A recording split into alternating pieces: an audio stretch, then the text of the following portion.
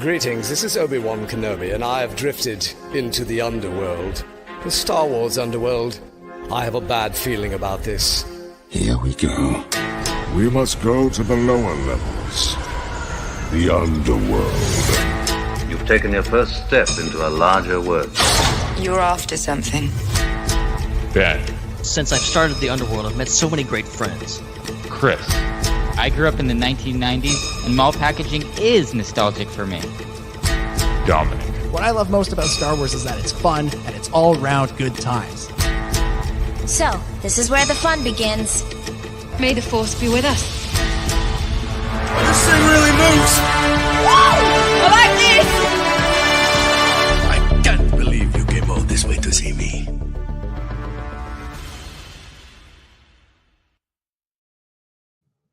What's up, Star Wars fans, and welcome back to another episode of the Star Wars Underworld podcast. We are your source for the latest breaking Star Wars news and discussion each and every week. And this week on the show, we're going to be talking about that new Andor TV spot that's just surfaced, and we're going to be breaking down all of the new footage seen within. We also have some big Star Wars television updates, including the beginning of production for Skeleton Crew and a potential confirmation of the Book of Boba Fett Season 2. And also, we've got a special live report from San Diego Comic-Con. All that and much more on this episode of the Star Wars Underworld podcast. My name is Chris, and joining me, it's my good friend, live from SDCC 2022, Dominic Jones. Hello, Chris. Hello, Ben. Hello, everybody. Yeah, for people that watch the show regularly, you'll notice that usually it's Chris and Ben who are moving around, who are not in their usual places whenever one of us isn't, and that I'm usually just in front of my green screen, just living life where I normally am. Well, for once, I am not in front of a green screen. This is actually a real background. I'm going to touch this tree. You can see. I went so far as I left Earth and traveled to Scarif, and I'm just doing the show from the end of Rogue One. So I fully expect a nuclear explosion in the background any second now. But no, it's great to be back at San Diego Comic-Con. We have not been to a proper San Diego Comic-Con since 2019. We did have a good time back in November at the special edition. But this time around, it's Comic-Con is back, baby. Like it is full on, tons of people, tons of outdoor activations, tons of panels, tons of stuff to buy on the floor, tons of stuff to see on the floor, including all of those Lucasfilm Star Wars costumes that are on display. By the way, you're welcome, everybody, for the pictures that have been going around on social media. That was me. And you'll notice in my pictures there are less people around than anybody else. And for anybody that wants to know how that is, I would recommend tuning into the pre-show in the coming weeks, and I'll tell you how I did that. But it's great to be back here. I'm looking forward to the Star Wars panels tomorrow. We've got publishing. We got Hasbro. I'm going to actually do a little interview with Hasbro tomorrow, so we'll have that for you guys next week on the show. And then on Saturday, they're doing a really cool Costumes of Obi-Wan Kenobi panel, which will feature the costume designer and the costume team from the Obi-Wan Kenobi series, talking about what went into creating all of that. So that's what we got to look forward to, plus lots of other non-Star Wars related stuff that's going down this weekend. It's a great time. And I hope everybody's enjoying whatever background noise you can hear from me. You can't see it, but just behind these plants here is a pool. So if it sounds like somebody is jumping into a body of water, that's what's up. So we'll see how long this lasts here at Comic-Con with me reporting live. But it's good to be here. It's good to be back, and it's going to be a great show. Real quick question about Comic-Con before we move on.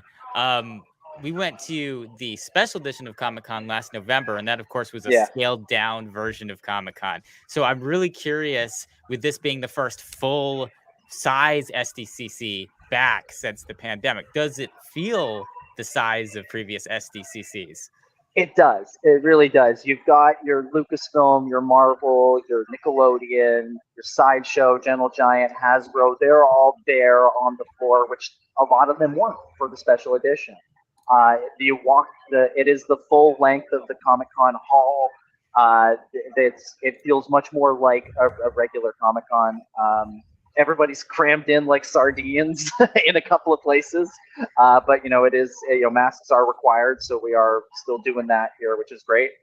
fully support that because nobody wants to get COVID at Comic-Con. That would be terrible. And then you go outside and it looks like Comic-Con again. Maybe there's a few less cosplayers this year. But then again, usually cosplayers show up in full force on Friday, Saturday, and Sunday, not so much on Wednesday and Thursday. So we'll see how that is in the next couple of days. But you go outside, there's all sorts of activations for all sorts of upcoming TV shows. I'm really looking forward to hopefully getting into the House of the Dragon ones. That's the Game of Thrones prequel, as well as the Severance one, because that was a really interesting and engaging and entertaining show on Apple TV Plus that I really enjoyed. So I'm looking forward to hoping to get to do both of those. But yeah, it's got the Comic-Con feel. Hall H is Hall H. There's going to be some big panels in there with Marvel and Warner Brothers, House of the Dragon again, Lord of the Rings, all that stuff are going to be in there. It's feeling like a Comic-Con proper. The one thing I would say is that was still maybe affected by COVID is it feels like some of the exhibitors have less exclusives than they normally do, because I feel like there was probably some concern that we might not be able to be here again. We had that kind of scary Omicron surge at the beginning of the year, and I think that could have potentially scared off some of these events from doing the full thing. And so I think a lot of the exhibitors went, well, we'll plan to be there, but we're not going to we're not going to spend the extra cost on making something new and exclusive for the show in case we can't go. We went to the Star Wars books booth and we asked them, do you guys have any exclusives? And the guy said no, but you're about the 15th person that has asked us that already. Boy. And that was about 10 minutes into preview night. So that gives you a sense of what's going on. And just, again, it does feel a little bit like, people didn't, plan to do fully new things the way they would normally. The Lucasfilm space, which I'm sure we'll talk about some more in a little bit, very much feels like they just took their floor plan from 2019 and updated it to reflect the new content instead of going with a fully new floor plan, which they usually do. This is very much if you've seen the pictures on social media, it's very much the evolution of the Stormtrooper stage. Just they've replaced all the Stormtroopers with costumes from Obi-Wan, Kenobi, Andor, Book of Boba, and Mandalorian. Yeah. Wow, that's really cool. fascinating. So, but again, the feel is we're back. The feel really is. That's back. great. It's like Celebration, where it was like, yeah, here we go. Let's rock and roll. We're doing this again. Let's get back to living our lives as best we can, while also taking the necessary precautions with masks and vaccines and negative tests and all that stuff. Yeah. That's cool. That's great. That's great to hear. That other voice that you hear on the podcast and that other face you see, it's Ben Jammin' Hart, the Star Wars guy. How's it going, everybody? Even though no one seems to care, I am also at Comic-Con tonight. This is not a blue screen. I packed up my entire set and I brought it and I found a blue wall, a blue corner. Just Ben, how great for would it? How great would it be if you just walked into frame here where I'm at right now? How great would that be? If I started walking in like maybe 3 hours, I would get to the frame. So if you started driving, it would maybe take you that amount of time. If you started walking, you'd maybe get here for Sunday. If I walked, I'll be there in 3 shows time, maybe. We got a lot of other stuff to talk about. But I love hearing about Comic-Con. I mean, I've always said that Comic-Con and Celebration in the same vein is it's always fun to observe it even from afar. I've never been to a Comic-Con. I've always observed it from afar, and it's always fun. It's always fun to see everyone and seeing a little bit of normalcy back. I know it's not quite there, but dang, we're close. And so it's nice to see the pictures and everything that's been coming out of it. It's a little close to back to the way things worked. Great. Back to the old ways of doing things. Real sets, practical effects. All right, so we're going to get to all that news in just a second. Real quick, we want to remind everybody watching on YouTube to punch that subscribe button. Chewy, you can also super chat with us and become a channel member. You can support us financially over at patreon.com/theswu. That's where you can get our merch. And you can our 2-part free show. That's right. And 2 for the price of 1. And you can follow us on social media at the SWU. And if you want to send us emails, swunderworld@gmail.com is where you can do that. All right. So let's jump into our first big news story, which is that new Andor TV spot, which Really? That's what you want to start with? You don't want to start with Comic-Con? You don't want to keep going on this? You want to change fear off? So I'm reading it in order. Some people are too married to the notes that they don't know how to improv. They see it on the notes like this has to be what happens next. There's no room for flow. There's no room for vibe. Too many people just want to improvise on the notes. I'm here. I can provide an damn time doing those notes. Dominic, and someone just want to veer off and do their own thing. I would say there was no new footage. Let's move on. Let's talk about Comic-Con. There's really nothing to talk about with the TV spot. There's a couple of good shots in there. It's a couple of good shots. The TV spot was nice. I liked it. It was also, good. It wasn't supposed to be released. They put it up and they deleted it, and someone downloaded it, and it went viral. This was released by Lucasfilm, and then they I love it when that happens. I love that so much. Yeah. We didn't see that. We didn't see that TV spot. No, nobody saw it. No. The question though, my question though is why? Because nothing in there is groundbreaking. It's not like, oh my God, there's Darth Vader in the shot. It's just more of the same from what we saw in the trailer back at Celebration. Yeah, there's a couple. There's just a couple of shots of Cassie, and it's mostly the same beats you get from the trailer. Which great trailer, I love seeing it cut up. But it's like we're gonna see 1,000 more of these guys. Like there's gonna be so many in this same vein of like the same music, the same sound effects, the same lines, same shots, just a little bit different. We're gonna see 1,000 more of these. I'm not complaining. I'm looking forward to it, but get ready. Yeah, all the best TV spots will air after the show is done. As was the case with Obi-Wan Kenobi and The Mandalorian and the Book of Boba Fett. That's right. Okay, now we can talk about Comic-Con. There we go. Now that that's out of the way. Cover the big story. SDCC 2022. Yeah. What else is going on? Yeah, so I mean, I think the big thing for Star Wars is the costumes that are on display. Because it's been since 2018 that Star Wars has had a major presence panel-wise at Comic-Con, right? Like 2018 was the last time they did a big panel, which was what was billed as the 10-year anniversary of the Clone Wars, but we of course remember it as the Return of the Clone Wars panel.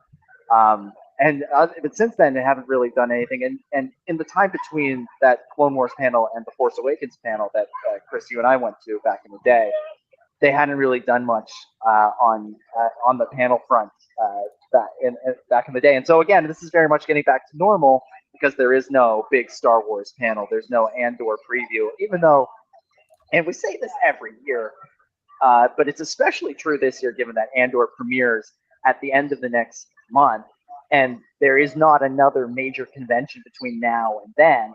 There would literally be no better time to do a preview of Andor than right now. D23 is not until early September, where we'll have had at least one, if not 2 or 3 episodes out by the time that rolls around. So I don't know why they chose not to, but they chose not to. But nonetheless, Andor is well represented at the Lucasfilm Pavilion at the very least, because you got Cassian's costume, which looks great. You got Mon Mothma's costume, which is the dress from that we saw in the Vanity Fair article, I believe. And then we got the new droid, B2 Emo. I don't know who came up with that name, but I'll take it. Which is, I like that design for that droid. It feels really kind of homemade, the look of B2. You look at R2, you look at some of the other droids, BB-8, Chopper even. They look like they were made, at a droid store and then improved upon, especially in Chopper's case. With this guy, with B2, that looks like, I wonder if this is part of the story. This is me just speculating. I wonder if there's an element of Cassian built this droid, or someone Cassian knows built this droid, that, and because they came from somewhere that wasn't of means, it winds up looking a little bit more old school. It feels like from a previous generation. This is where my one of the holes in my Star Wars knowledge is Knights of the Old Republic. But there was the droid, the sort of R2 unit in that looked like a older variation of R2-D2. This kind of feels like something that bridges that gap from the kind of KOTOR astromech to the classic R2-D2 astromech. Right. So we got those, and then of course, we're still basking in the afterglow of Obi-Wan Kenobi. So there's the Obi-Wan costume, and there's the Darth Vader costume, and then there are the Book of Boba Fett, Boba and Din Djarin costumes, and then Bo-Katan rounding it out from the Mandalorian. I assume that is from season 3, although it could well be from season 2. But we'll have to see how that shakes out. But those are kind of the big things that are there in terms of recent and new Star Wars in an official capacity.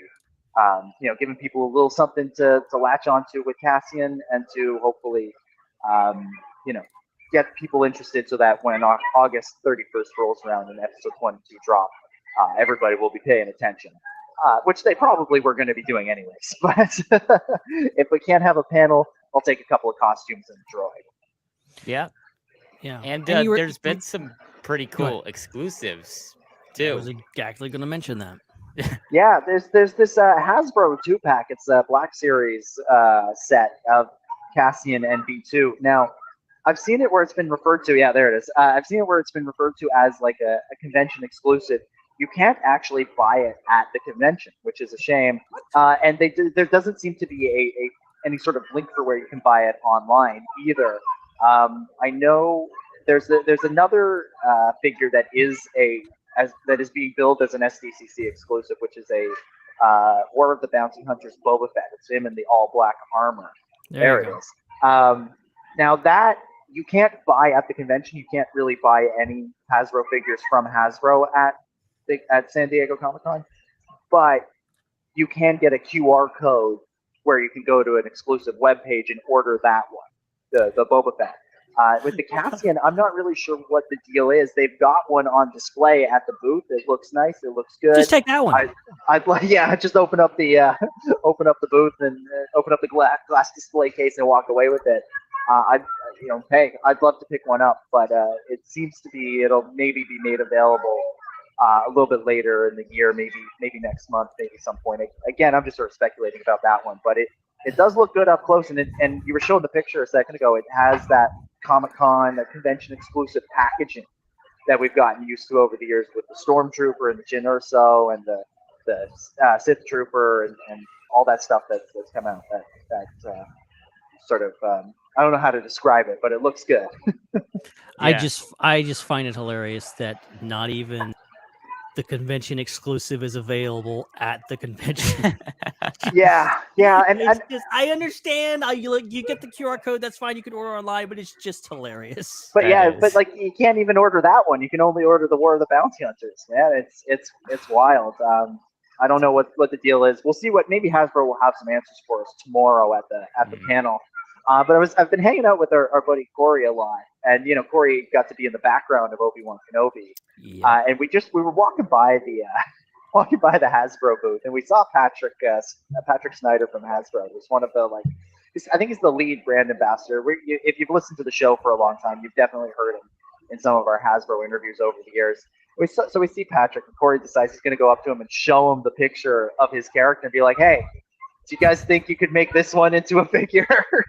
And Patrick, ever the diplomat, said it was a cool idea, but likely wouldn't have a wide mass market appeal. I'll buy one. For the record, I'll buy one. I'll buy one. And something cool, and I'm hoping we learn more about this tomorrow. Something cool that Hasbro's doing is this sort of selfie series, where you can upload pictures of yourself and have yourself made into a Star Wars action figure, which I think is a really cool idea. Like, I would love a version of me as a Jedi or a Rebel trooper or something. I cannot wait to get an action figure of me that doesn't look at all like me. Yay! Well, and see, for me, it's pretty easy. You just do a bald white guy, and throw them in some Jedi robes, and you've pretty much got it. I don't know if they can get... You have to have yours would have to have the detachable cap, like that. Detachable, that yeah. comes Well, with it. I see. To me, it opens up a whole other issue of licensing because they'd have to get the Toronto Blue Jays logo, and I don't know how easy or difficult that would be.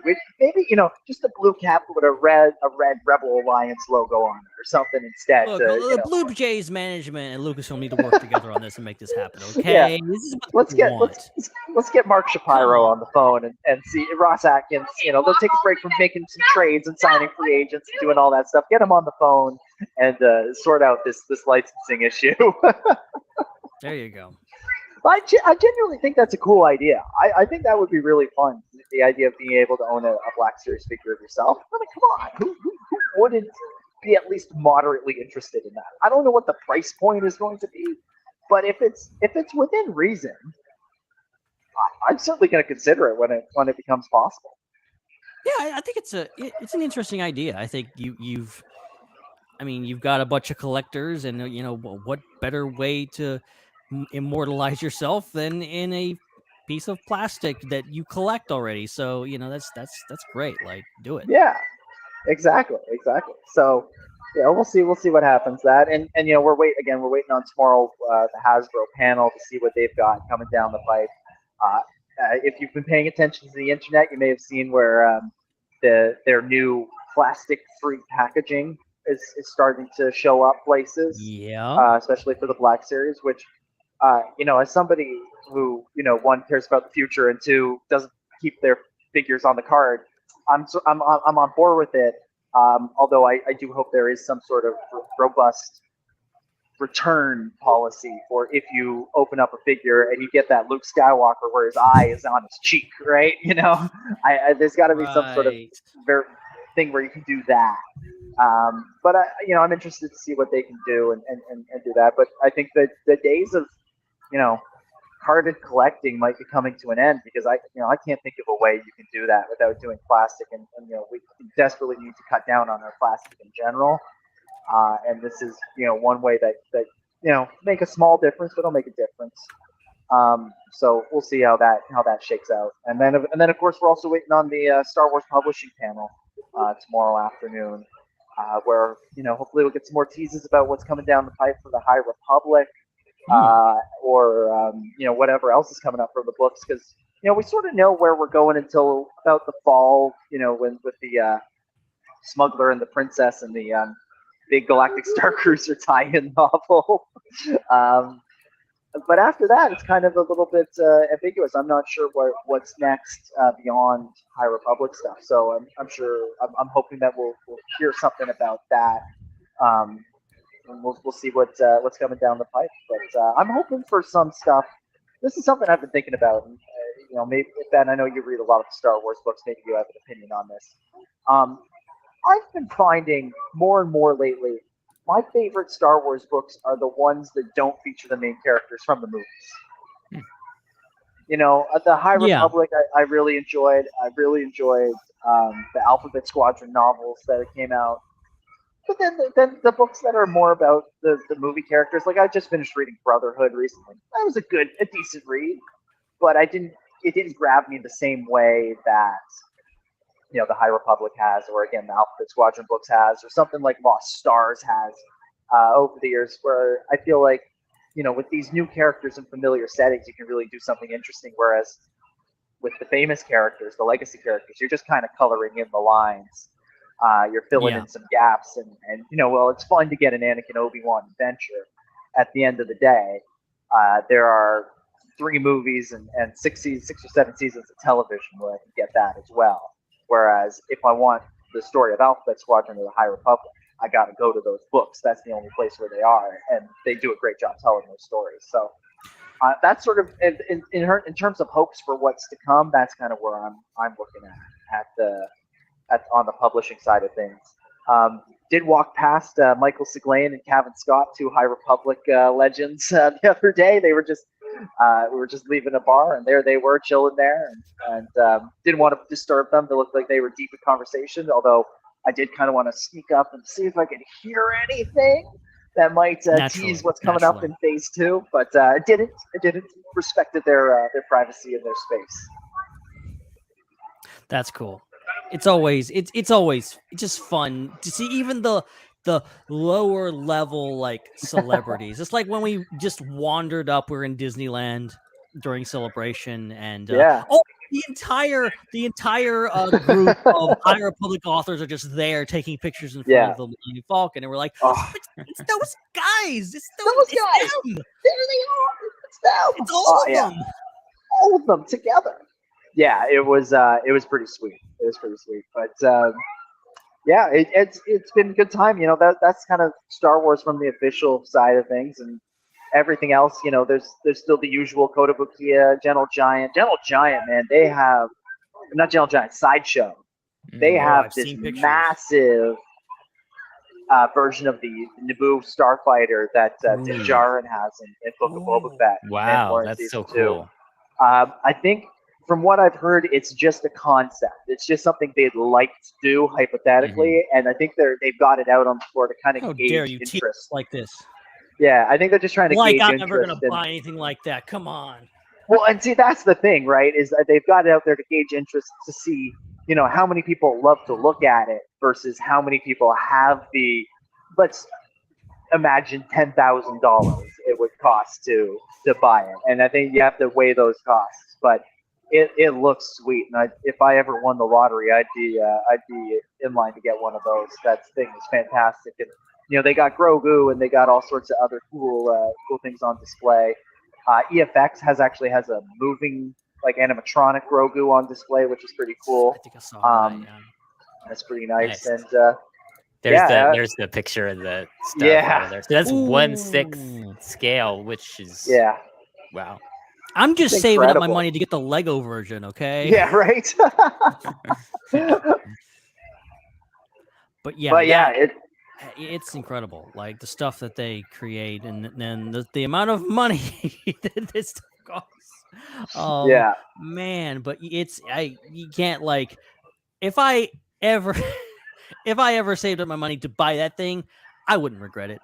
That would be in a display case. I would build a house around that thing. Oh yeah. for sure. So yeah, lots of great stuff that way, just on the floor. There's Lego's got a presence. They've got you remember, Ben, when we played beach volleyball with Darth Vader at Celebration? How could I forget? Exactly. They've got that Vader's back out there on display. He's not playing volleyball, but he's got kind of like a popsicle. Which is kind of cool. Disney Plus actually has their own booth, but it's a booth that is free of any Star Wars stuff, which is weird. That is weird. There's a whole bunch of stuff you can buy, and maybe you can buy some Star Wars stuff. I didn't really look into what you could buy, but they've got 3 Marvel photo ops. You can get a Miss Marvel photo op, a Moon Knight photo op, and a She-Hulk photo op, which I did, and you can see them all on my personal Instagram at Dominic J25. It's for a plug. So there's that, and I started thinking, okay, maybe they put all the Marvel stuff in the Disney Plus booth because Marvel doesn't have a booth. No, Marvel has a booth. Marvel has a booth with like some costumes from the movies and stuff. And I'm sort of thinking, like, why haven't we got a Book of Boba or an Obi-Wan Kenobi or an Andor photo op as well to go along with the She-Hulk, Moon Knight, and Miss Marvel? Tell me, Mr. Disney Plus, what was the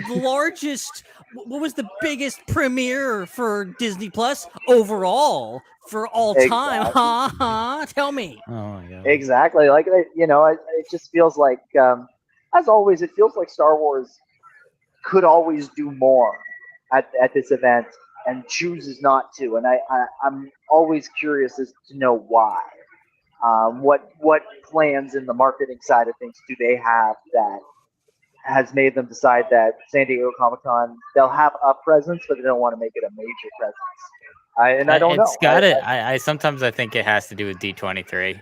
But you say that, but Marvel's presence continues to be significant here. Again, you got the Hall H panel on Saturday night.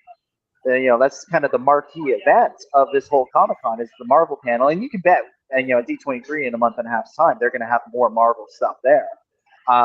They got the Disney Plus booth photo ops, and then they got their own stuff going on at their own booth. Maybe it's because of celebration. I could maybe understand that seems more likely, yeah. Because we have our own convention for it, but I don't know. I feel like you're in, the center of the pop culture universe. You would want to do something neat. The thing is, though, like, it's Comic-Con. I mean, not to be like, I don't know what the word is, pedantic or whatever, but like, Marvel is the OG. Those are comics, so it does make sense that Marvel would always have a presence. A presence there, yeah. But I mean, Star Wars goes back big time with Comic-Con, but back to 1976, right? Pre-Star Wars coming out in theaters. Right. Charles Lippincott and Mark Hamill showed up at that convention and do a little presentation about this movie that they've been working on. That they're going to reveal, and they give away the Howard Chaykin poster and all that stuff. Like, Star Wars has a legacy at Comic-Con, and again, we go back to that 2015 Comic-Con all the time in telling stories. But they really made a big deal about celebrating the legacy of Star Wars at San Diego Comic-Con at that event, especially at the concert that JJ invited everybody to after the Force Awakens panel. And I just sort of feel like there's more that could be done there if they wanted to. That could be played with, it is Comic-Con and Marvel is a comic book company. Absolutely, that makes sense. But Star Wars has a rich history there, going back to '76, of course 2015, but also with the prequel era.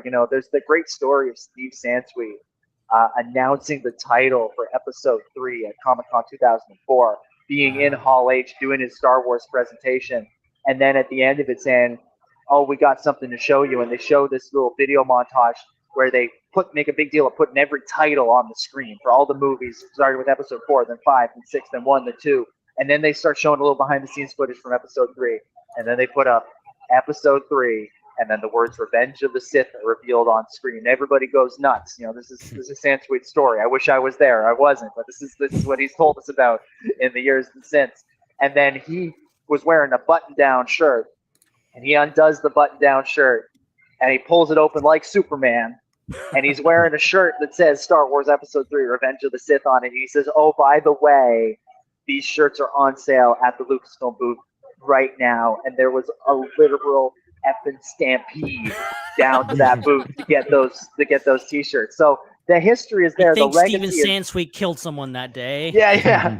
The legacy is there. The history is there. It everything you would want is there in terms of justifying being there. But they must have some other reason to say, we got our own thing, we got Celebration, but they could justify doing all three if they wanted to. Celebration, D23, and Comic-Con. The only logical explanation that I can think of is that they are, because Disney owns everything, including Marvel and Star Wars. They're strategic about what foot they're putting forward at any given time. Star Wars just got a lot of limelight with Celebration. They want to pull back on it and give Marvel the spotlight.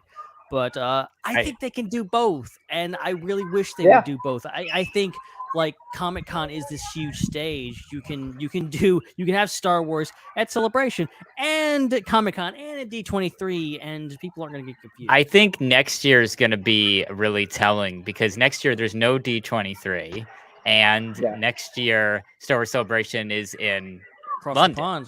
So if they don't do much at Comic-Con, that means there's no American presence for Star Wars for a whole year at conventions. Yeah.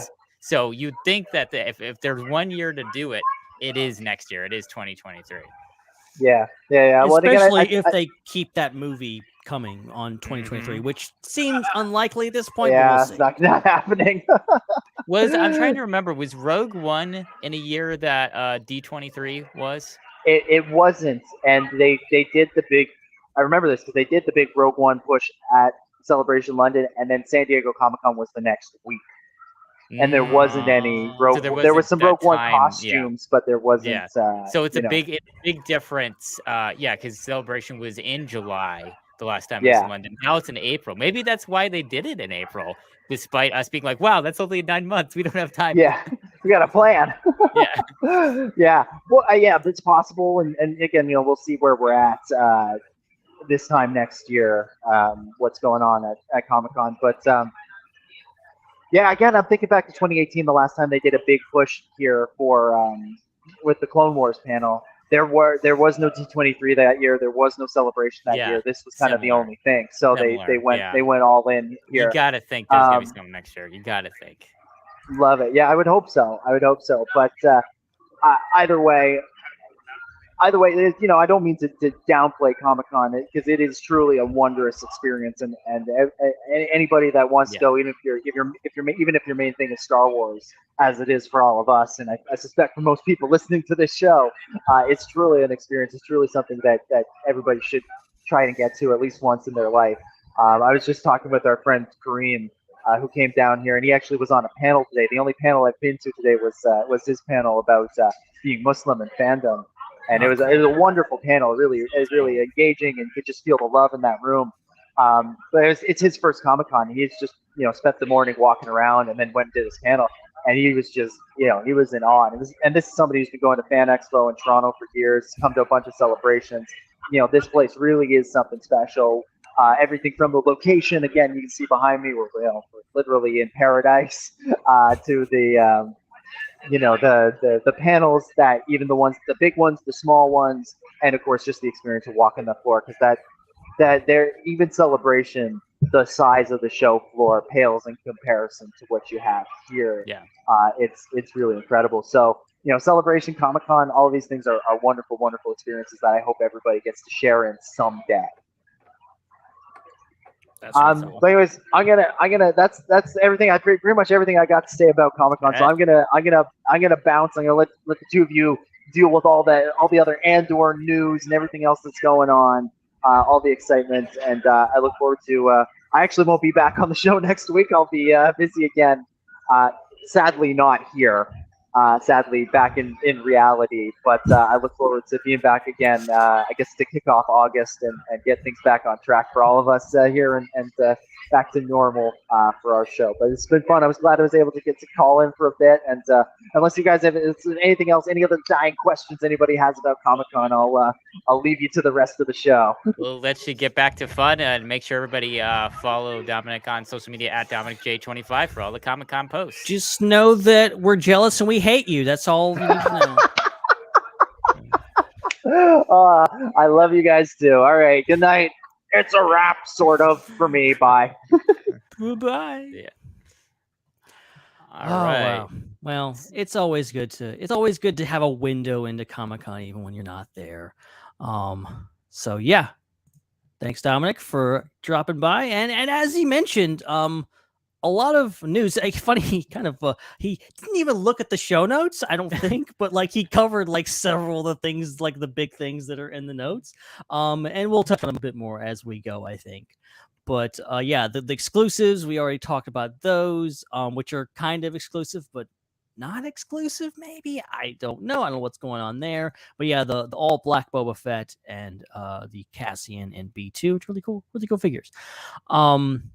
And the next thing that I kind of wanted to address, this is not really Andor related. It kind of is, because Andor is on the image that has been shared around. So this is from our friends at Boba Fett Fan Club.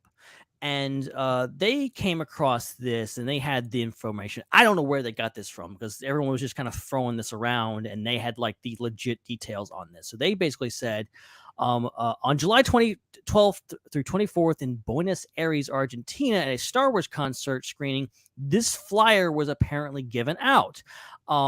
Says this, the one photo of it has circulated for days now. It's cool, but not official, of course. And it says Book of Boba Fett. It has, of course, a list of all the things. You can see Bad Batch up top. You see Book of Boba Fett, Mandalorian, Obi-Wan Kenobi, and Andor. On Book of Boba, and you has the listing of Mandalorian season 2 and season 1 and 2 and season 3. Obi-Wan Kenobi. I'm not sure. I can't read Spanish. Oops. And but then you have Book of Boba Fett, and it says season 1, season 2, muy pronto. Very soon. Muy pronto means very soon, for those of you who don't. speaks I mean, Spanish. like, yeah. So there you go. I kind of got Pronto kind of stuck out to me. I kind of got that. I can't read Spanish, but that sounded It's soon. common in English to say, "Give me more Boba Fett pronto." Yeah, that would exactly. So track. So this is a flyer that was floating around in Argentina, but it looks official, like, It does.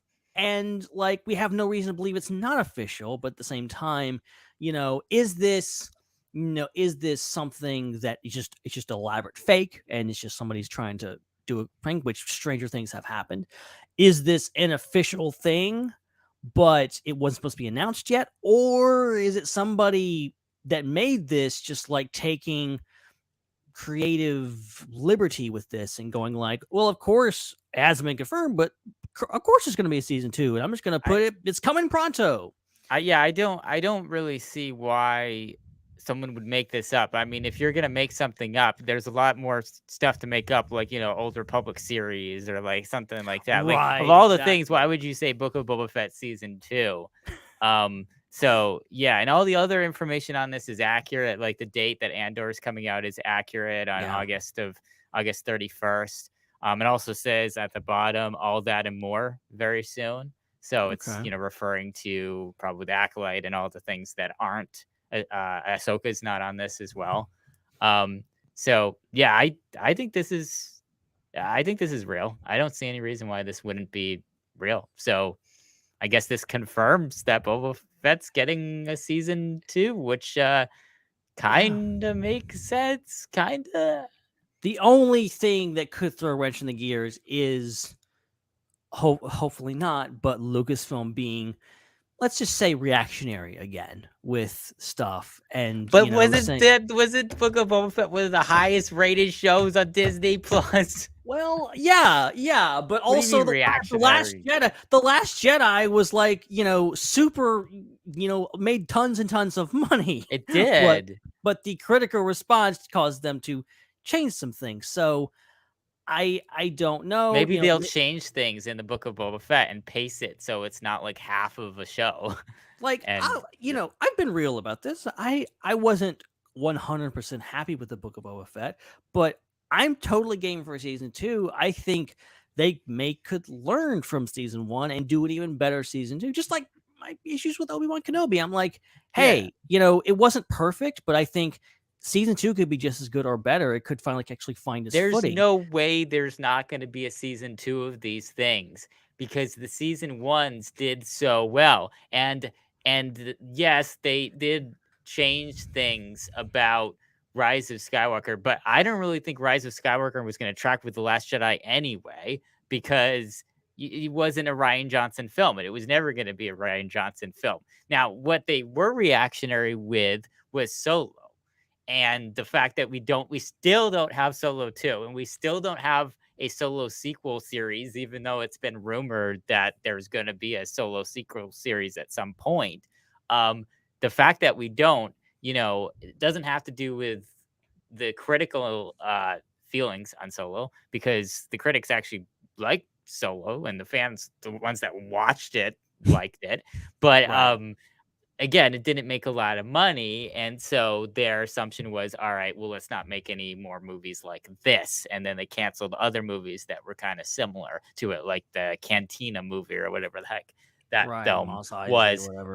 So I think money speaks louder than anything else to Disney, because in the end, Disney's a company. Their job is to make money for their shareholders.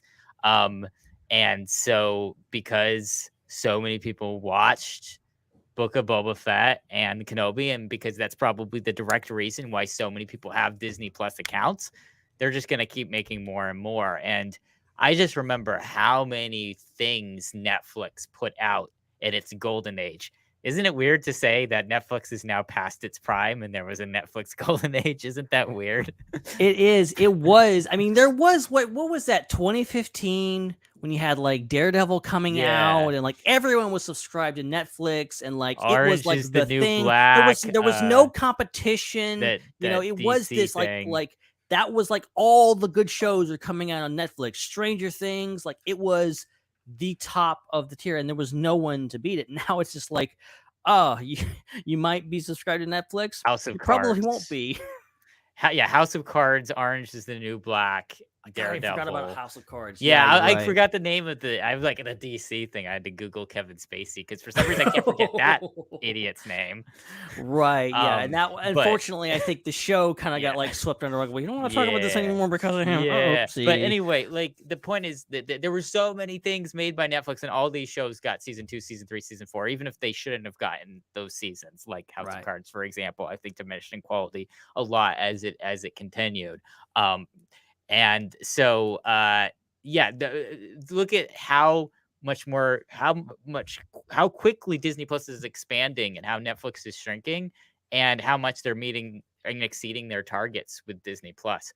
That you've got to think that even now, the amount of content that is greenlit is shockingly low compared to the amount of money that they're making off of it.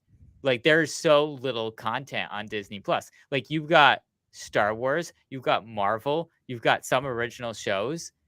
You still, when you go on Disney Plus, most of the stuff that you see is backlog content, unlike Netflix, which in its golden age was almost 100% new content. It was just new content everywhere. It was like every week there was a new big budget film on Netflix every week, and then seemed like every week they were dropping multiple shows all at the same time. Every episode of the show, all at the same time, there was multiple series dropping, and so there was so much more content. So I just think that, you know, unless Disney goes and starts making content from some of their other properties outside of Star Wars and Marvel, like an Indiana Jones series, there is a Willow thing, which that makes sense. Yeah, that's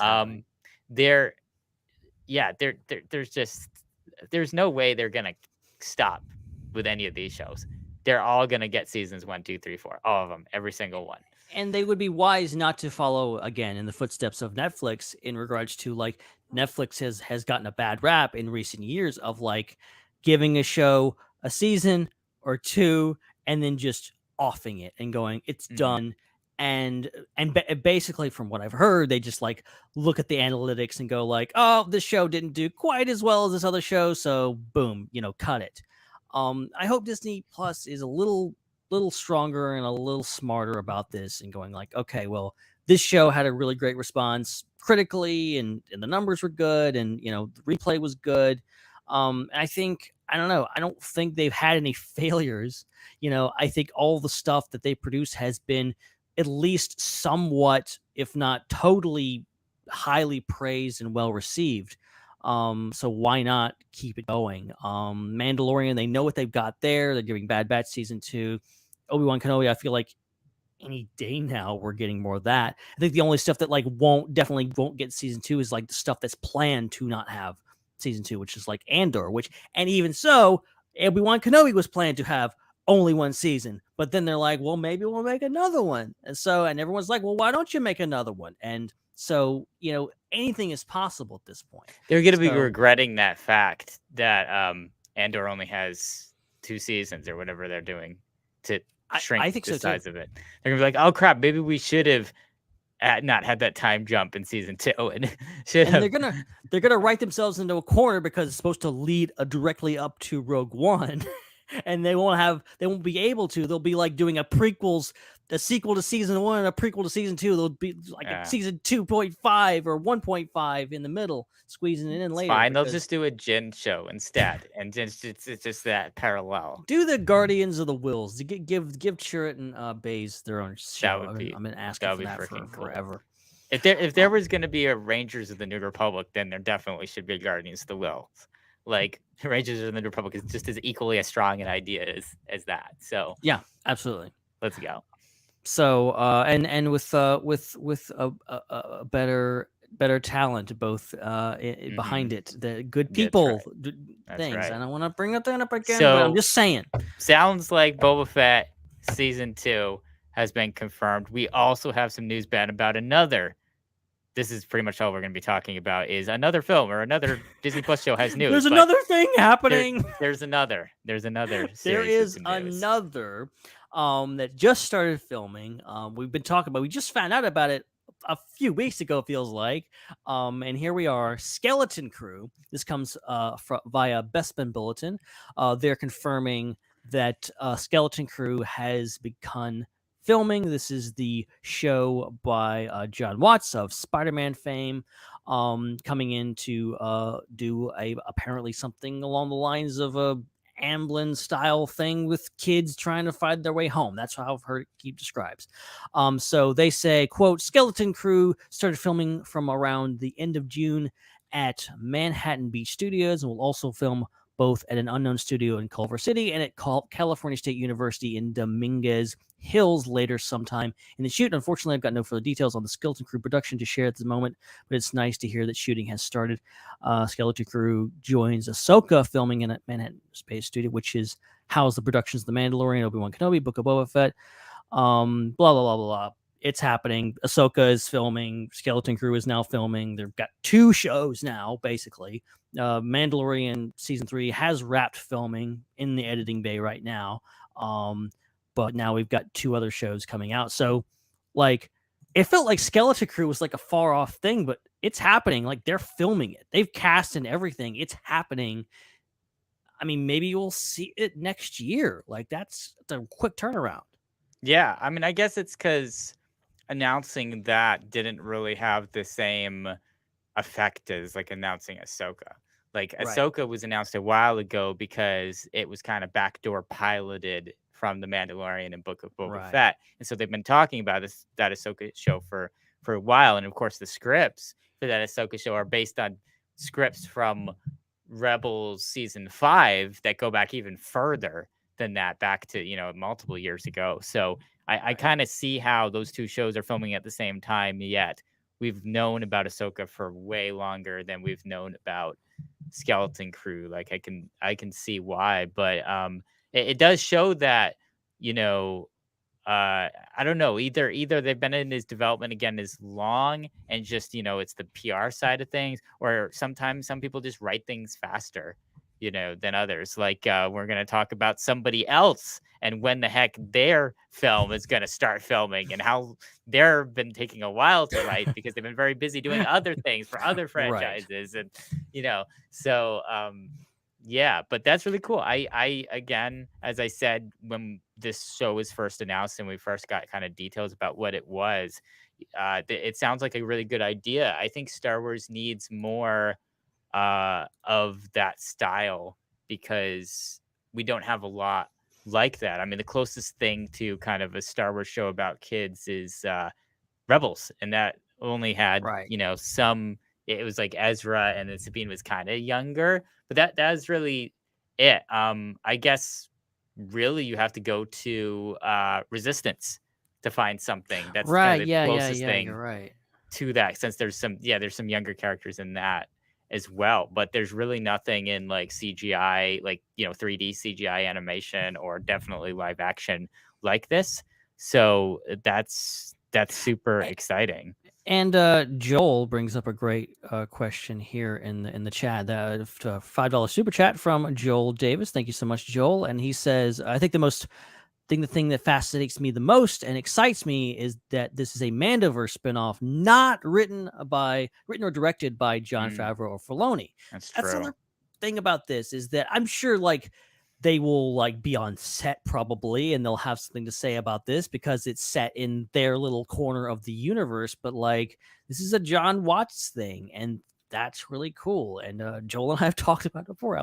And Joel's been adamant, like, I want more stuff, but not by Favreau. Not that he hates Favreau, but like, want more voices in this era. And I think that's a very good point that like, yeah, I want more diverse lines of writing and storytelling in this because, it is going to be interesting going forward and how this might cross over or whatever, being in the same time period. But, just being, as you said, a completely different kind of story that we've never really seen before. Yeah, no, I'm super, super excited for this. Okay, this next story, Star Wars getting money from the government? What is going on? Okay, so I'm well, confused. this came via the Hollywood Reporter, and they are, of course, reporting kind of broadly about a bunch of series that are currently in production that are getting tax credits for their productions that are getting in California. And the article starts out saying 7 TV series, 5 new and 2 relocating, have been selected to receive $90.8 million in tax incentives for shooting in California, the state's film office said Monday. And then they go on to say Star Wars Skeleton Crew is forecasted to account for the largest qualified spend of the 7 series, with a nearly $136 million in expenditures during its first season. The show was awarded $20.9 million in credit, follows a group of lost kids trying to find their way home. The new addition to the expanding Star Wars universe, starring Jude Law and directed by Spider-Man trilogy director John Watts, is slated for a 2023 Disney Plus release. So, yeah, a little bit of window into the production and the kind of money that is being pumped into this show. Do we know how many episodes Skeleton Crew is going to be? Has anyone said that anywhere? I don't think they've said that. I mean, I'll actually look that up really quick. So while you're doing that, just to do comparison here, Stranger Things season 4 was $30 million per episode. There were 9 episodes, and it cost $270 million. So if this is 138, so this is half the cost of Stranger Things season 4, but we don't know how many episodes there are. If there's 8 or 9 episodes, then again, you'd expect half the cost. But think about how long those Stranger Things episodes were. Multiple episodes were over an hour long. It seems like, the average length for Stranger Things season 4 was longer than any Star Wars show. So ostensibly, you could say if this is a 6 to 8 episode series, and the episodes are like 30 to 45 minutes length, kind of similar to a lot of Star Wars that has come out. The production quality could be pretty much up there with Stranger Things, which is tops. That's as high as you get. You don't go over that. I'm trying to see I wonder what the Game of Thrones going on to HBO, what their budget per episode was. Right. Yeah, and theirs was I think, was it 15? Really? Yeah, the final season had a production budget of $15 million. So we're talking about this show is minimally at Game of Thrones level towards Stranger Things level, somewhere between Game of Thrones and Stranger Things, which is to say, impressive. This is up there with everything else. It's not just going to be a little character-based kid show story. This is a full-on cinematic quality movie every week thing, just like everything else that we've gotten from Star Wars, except for Kenobi, maybe. Yeah, because their budget went to paying Ewan McGregor and not special effects, apparently. Right. But unless they're really stretching this out to 22 episodes, like old school, I don't see that happening. I think you're going to see something along the lines of between 6, 8, maybe 10 episodes at the most. With this, we're getting Andor, which is going to be 12 episodes, which is the most we've gotten from one of these big series. Even the animated shows like Bad Batch are usually around 10 to 12. So really not, maybe in the teens, I'm not sure, but they're not big seasons. So this is a big deal. This is a big deal seeing how much they're putting into this. And I mean, they got one of the hottest directors right off of No Way Home, being one of the biggest movies ever, to do this. They're putting a lot into this. So I'm more and more intrigued, especially since I know nothing about this show. We know nothing about it. It's crazy. I mean, basically, it's Kathleen Kennedy saying, let's take the director of the best movie last year and make a show like the best show this year and put it together and make it Star Wars. And let's pay Game of Thrones money for it. Like, that's what it is. And honestly, like, I'll be shocked if there's not at least one of the kids from Stranger Things in this show. And there's that rumor going around that Millie Bobby Brown is going to be working in Star Wars. There is that rumor. It is. It's out there. I mean, connect the dots. I mean, would that be too on the nose though? To be like, we're having a Stranger Things like show, also starring the same person. We literally got the star of Stranger Things and put her in this Stranger Things show that's set in the Star Wars universe. That might be a little bit too close, maybe. But again, it's like she's older now, so it's not going to be the same show. I mean, you know, she was like 10 in the first episode of Stranger Things. Now she's an adult. So yeah, it's like most of the kids are like in their 20s now. Like, they're not kids anymore. So much so that like Stranger Things, they like confirmed like, yeah, there's gonna be a time jump next season to make the kids' ages make sense. Like, so yeah. So who knows? But yeah, it's fascinating to hear all this and know that it's happening, guys. Like, it's in front of cameras. They've casted everything. It's happening. They're on set right now doing stuff. And yeah, why aren't they doing that at Comic-Con? Why aren't they doing the full reveal? Get the cast from Manhattan Beach, drive them up, drive them down, whatever, and get them on stage. Come on, that's the do one that. time you can't do that because they have other commitments.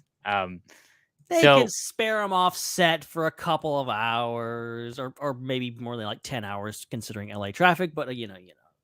So here's another update about a future Star Wars project. Is it true, or is it like what am I trying to say? Yeah, like, no, is it true? Seriously, like, is this legit or not? Because I don't know what to think at this point.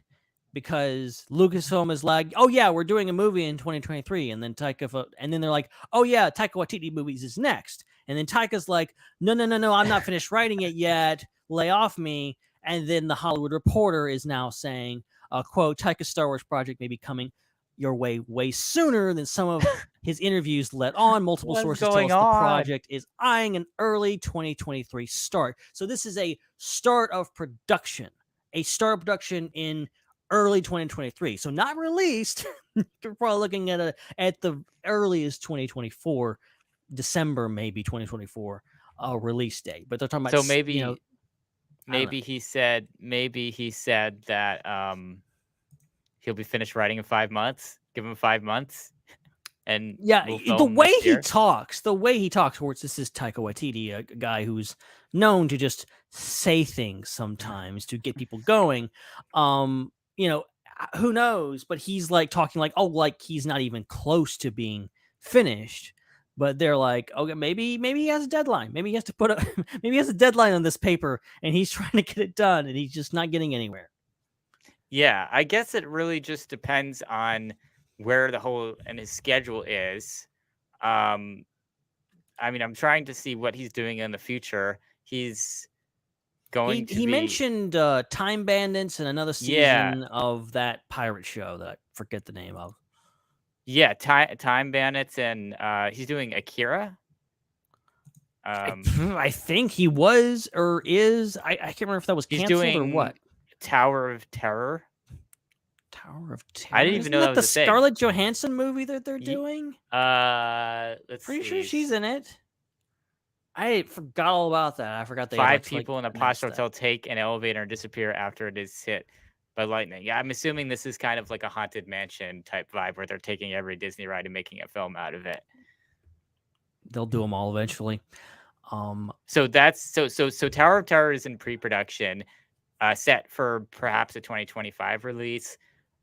There's also a movie called The In Call that he's directing, an epic space opera movie that is set for maybe 2025. I mean, that's up his alley, considering what he just did and what he's doing with Star Wars. So he's definitely got a lot of things coming up in the next several years that have been either in pre-production or they've been announced.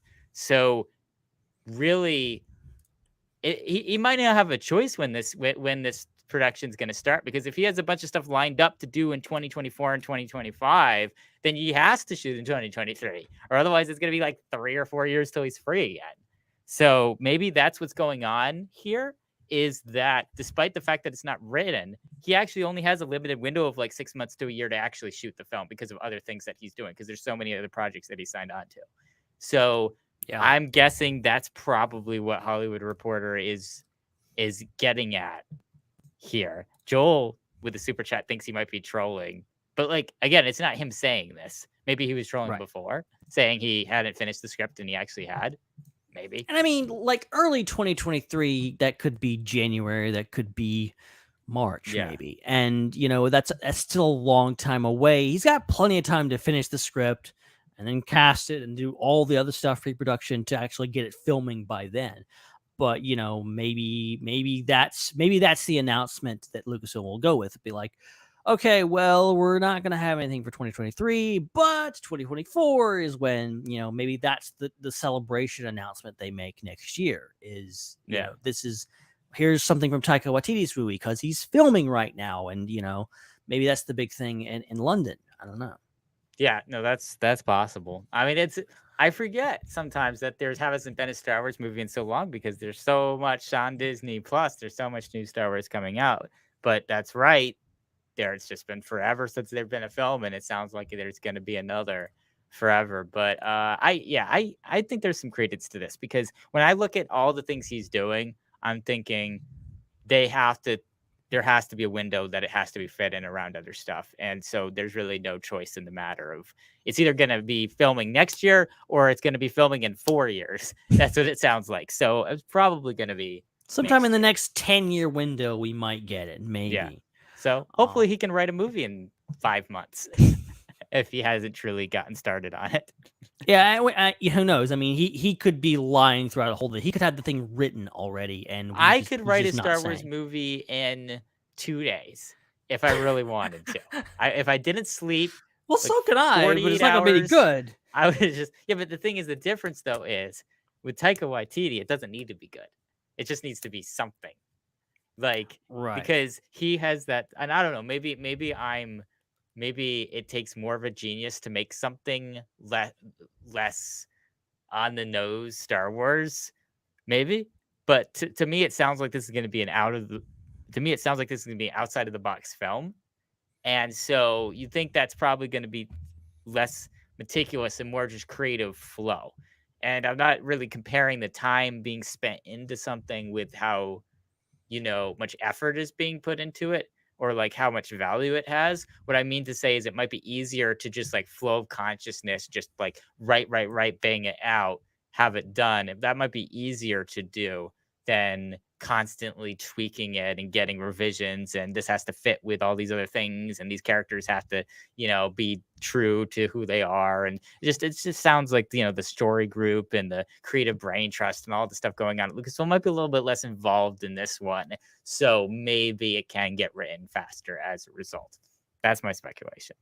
And I mean, he keeps talking about wanting to do something, as you said, outside the box. Yeah. You know, maybe it is truly something completely disconnected that he doesn't need Pablo Hidalgo looking over his shoulder all the time. Yeah. It's quite possible. I don't know. Yeah. But I think it's safe to say we're not getting a movie next year unless they really just like pull something out of a hat and give it to us like really quickly. Skeleton Crew movie. Who knows? Or they'll film a movie. The Mandalorian, the movie. I don't know. Wait till, you know, the one thing I will say before we move on related to this is, you know how they filmed season 1 and season 2 of Andor kind of back to back, and there was a time jump. Well, the fact that they did that shows me that if they wanted to, they could also film a TV show and a movie back to back. So that if they decide at any point, and they've yet to do this, that they want to conclude a Disney Plus series with a film, they could just tack the filming of the film onto the end of filming the last season, like they did with Andor. And so you could technically, if that is true, have a Skeleton Crew season 2 movie filming before Taika Waititi's movie, which the result in a movie coming out maybe at the end of 2023, if they were to do that. Yeah. That's the only way, though. That's the only way that it would happen, is if it was in conjunction with something that had already gotten put together and was ready to go. Yeah. Otherwise, I just don't think there's enough time. Unless there's something like filming right now that we have no idea about. Unless they got Patty Jenkins back and she filmed Rogue Squadron and nobody saw it coming and they didn't announce it and they're going to release it next year. The other thing, too, though, is wasn't the whole point to kind of like put the Star Wars films around the Avatar films? Because I think Way of Water comes out this year. Yeah, and Avatar 3 comes out December 2024. Oh, so 2023 is the only year they can do a Star Wars film. Otherwise, it's 2025. Unless they pull a May, unless they go back to May, which because I don't think they'd. Or I mean, I don't know if they would want to convince James Cameron to move the release date for Avatar 3. I don't know if he would do that or not. He's been planning it for like 20 years. Right. And okay, Jesse has a question here, and I think I know the answer to it. He says, and also $4.99 super chat from Jesse. Thank you so much. He says, what if they were just to randomly release the movie with no promotion? Would a Star Wars movie be successful with no promo run? Well, I can't answer that question specifically, but I know at least one Star Wars movie did not do well because of poor promotion, and that was Solo: A Star Wars Story. So, like, I mean, I don't know. It's like that's ultimately the experience of, like, I mean, Solo. There's a lot of different factors. Like, if you actually like took something that was like really highly anticipated, like something that everyone wanted, that wasn't at all controversial. Which what is that in Star Wars anymore? But like, and just dropped it on a random Tuesday and said, "Hey, it's in theaters." I don't know. But I don't think as many leaks as we've gotten in the past. I don't think they could pull off something like that and us not learn about it. But well, they kept Grogu under wraps, so who knows? I mean, they have large films have a marketing budget of between like $100 and $200 million, and you do save a lot of money if you don't spend that money. Now, the assumption, though, is that when you spend that money, you make more back. That's the assumption. The assumption is if you spend $100 million in marketing, you'll make at least $200 million more in tickets than you would. So who knows? Disney has a very full schedule because, unlike with Star Wars, there are all of these former 20th Century Fox property films scheduled to come out. There are all of these Marvel films. There are Pixar films. There are Disney live action films and Disney animated films. There's a lot of stuff coming out under the Disney banner, and they all have very fixed schedules out for the next 5 to 10 years.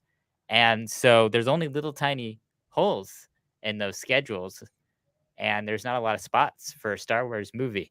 So it doesn't really bode well if something misses a release date, because that doesn't mean, it's just coming out in the next 6 months or the next year. They might have to wait another 2 or 3 years just because there's so much coming out.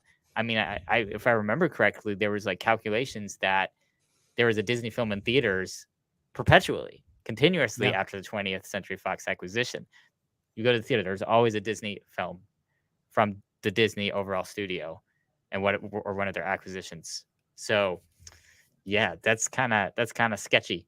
I'm interested to see how they fix this. And I've said it before and I'll say it again. Like, I'm glad Lucasfilm and Disney aren't like, we have to get a movie out now. Like, they're going like, well, we'll get a movie out in 2023, or we won't, or it'll be a few years down the road. We've got all these Disney Plus series that are working out, and we don't need a movie. And I think the longer they wait, perhaps the more money that movie makes and the more hype around it, because it's been so long and people are like really hyped, and they'll be like, oh, a Star Wars in a theater? I haven't done that in a long time. There will be kids that have been born and grown up in a world without Star Wars movies, and they'll be going to the theater to watch Taika Waititi's movie or Rogue Squadron or whatever will be coming out in 2024 or 2026 or whatever else. Yeah. So who knows? Fascinating. So I just want to back know to- something. Can you just announce it? I don't care if it's like 10 years away. Can you just announce something, Lucasfilm, so we can stop talking about this? Stop speculating. Yeah. Jeez. So back to Disney Plus. Back to all the stories, the many stories about Disney Plus related things, because that's, other than this is all that's going on.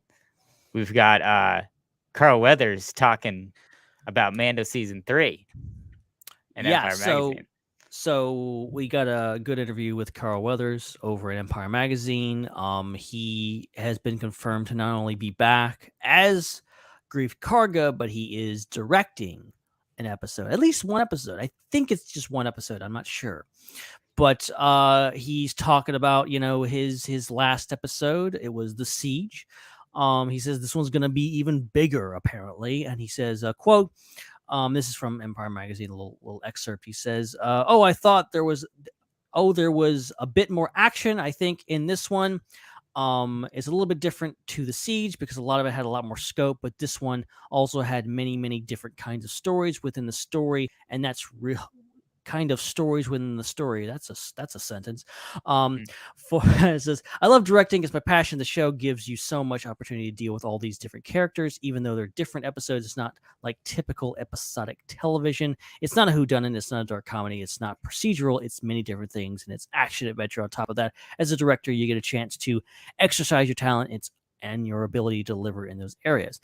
And then he also talks about if you were at Celebration and you saw that Mandalorian Season 3 teaser, and especially the extended teaser, or if you're just sitting at home and you happen to end up on a certain site, maybe Reddit, maybe YouTube, and you saw the bootleg version of it, I feel like everyone behind by now has seen that, you will know that Carl Weathers, aka Grief Karga, has a magnificent new costume. He keeps upping himself, and so he talks about that there. He says, "It's amazing, isn't it? Weather beams of his new getup. We had such a wonderful wardrobe designer who puts all that together. The wardrobe is majestic, to say the least. Grief wears it well." And he says it's damn heavy. So yeah, he's got new threads, and he looks, if you've seen the pictures, he looks damn good. And but I guess a lot to carry around because it's a lot of wardrobe. But yeah, he's looking good. I assume that's the episode he will be directing, whatever episode that is. Seems to be back on Navarro doing some stuff. I don't know, but it's good to have him back. The Siege wasn't my favorite episode of season 2, but it was plenty enjoyable, and I think it was a really great outing. And it's always good to see, the actors take control and get some different directing talent in there. Yeah. I think I liked it. I don't know. There's been so many episodes now. I can't. Right, you can't keep them straight. I think I like that one. I think I like that one. I think I thought that one. The Siege is the one where they're on Navarro, and then Cara Dune, and then they go in there with the blue guy, and then they go up into the Imperial base and they find the Snoke clones and the tanks. Does that have Bill Burr in it? No, that's not that episode. It's not that episode. A couple episodes before that. Okay. It's the episode where they show up with the broken down Razor Crest. Okay. It's in between. It's in between the Eris and the Ahsoka episode. Yeah. Right? Well, if I don't remember it, maybe it probably wasn't that good. and blue and Jeans Guy as Hannah. Oh, that one. Remember that episode? Everybody remembers Jeans Guy. That was the only thing I remember, and then they took it out, and now I don't remember anything. R.I.P. Jeans Guy. Oh my gosh, yeah. No, but I'm excited. I'm just excited for Mando season 3 in general. It's something that it's gonna sneak up on us because there's so much Star Wars this fall. Because we've got Andor, we've got Bad Batch, we have Vision season 2, I think, There's 3 major things happening this fall, and then Mando's just going to get tacked on sometime after all of that. Yeah, I'm low key probably like most excited for Mandalorian season 3 just because, it's the OG. It's the thing that really made me fall in love with all this Disney Plus stuff. And like, as much as I love what we've gotten so far, I'm really hyped for Andor. Like, man, that trailer was magnificent. Yeah, you can't watch it anywhere, guys. It's too bad nobody can see that trailer. Man. But yeah, there it is. Oh man. So moving on to more news related to Disney Plus series, we've got a new interview with Obi-Wan Kenobi composer Natalie Halt. I'll read this one, Ben. She was asked by Screen Rant, you have these iconic characters who have been scored by John Williams before, but then you're done scoring them when they're at a different place in their lives. How do you reconcile the music that came before with the new story that's being told? And Natalie responds, when I started up on the project, we weren't sure that we were going to be allowed to use the John Williams themes. Deborah was saying to me, I think we need to score the show as if we're not going to be able to use them. She was like, I don't want to find out that we can't, so let's make it work without. Let's do our own thing. And she was saying, actually, if we were going to use the Vader theme, I don't think we should use it until episode 6 because he's still half Anakin, half Vader at this point. When his mask cracks open at the end and he says, you didn't kill Anakin Skywalker, I did, you realize now he's Vader. Now he's earned his Imperial March. Now, when you hear it, it's so powerful. Deborah didn't want that theme played every time you see Darth Vader. She wanted to explore his journey to get there. And I did use the rhythm from the Imperial March underneath the sound design. I had a hunting hum and the slowed down double bass. The low end of the orchestra playing this really gnarly, angry theme with these war sticks and stuff. Deborah wanted to have really visceral sense when he's walking down the street kind of killing people. She's like, we've never really seen this side of Vader. He's in his prime. He's super angry. He's just full of rage. And actually, the Vader that we kind of see in A New Hope and onwards is much more measured. And we never see him lose control or randomly kill people in such an evil way. He's more thoughtful and centered. So yeah, that was a very deliberate decision. John Williams watched the whole show and he granted permission for his themes to be used in episode 6 and in certain places and where the Yoda theme would go.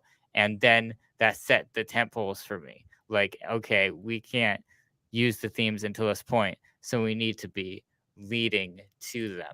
I think that's really fascinating concept of like waiting for the end to really bring stuff in. And that's something I really noticed when I was watching the show is there was so much new stuff. And then you got all those familiar themes as the climax of the series was happening. And as almost it seemed like most of the themes were in like the epilogue. Like the ending of the show after the climax was when I heard most of the familiar themes. Right, me too. So it was an interesting choice, but I think it was a good one because it did allow the show to kind of really stand on its own and have its own kind of feel in the beginning. And once it established that, then you started getting that stuff peppered in. Yeah, I this is fascinating to the point that like they were trying and almost didn't feel they had permission to use those things. And like some people were like, oh, where's the classic themes? And like that, it was clear that like they were trying to avoid the classic themes. And it's something that going back to Clone Wars was like overseen by George Lucas. And George Lucas was like, no, you can't use the Force theme and all this kind of stuff. That's why you don't hear that in early seasons of Clone Wars. They started using it more as the series went on. There really was kind of departure of like, we got to challenge ourselves to do this. I will say I was a little disappointed with the overall score for Obi-Wan Kenobi. I think some of the stuff was really good. I think the Obi-Wan theme is amazing, and obviously it's John Williams, so what do you expect? But some of the themes I like, some of the themes I'm like, the some of the Imperial themes I was like, I'm not really a huge fan of this, but like I totally get where they're coming from. Of like, Vader's not Vader yet. Vader hasn't earned the Imperial March. He's not fully formed as a character. Obi-Wan Kenobi is about kind of putting both Obi-Wan and Vader through the ringer, and having them be broken characters that kind of in different ways come out the other side as more whole. And it's very satisfying when you have that good release of the Imperial March after Vader talks to Palpatine at the end. It's great. So, I think as a lesson, or a what am I trying to say here? A regularity in like trying to pull yourself back from doing something like this. I think it worked just fine. Yeah. No, I think so. I think so.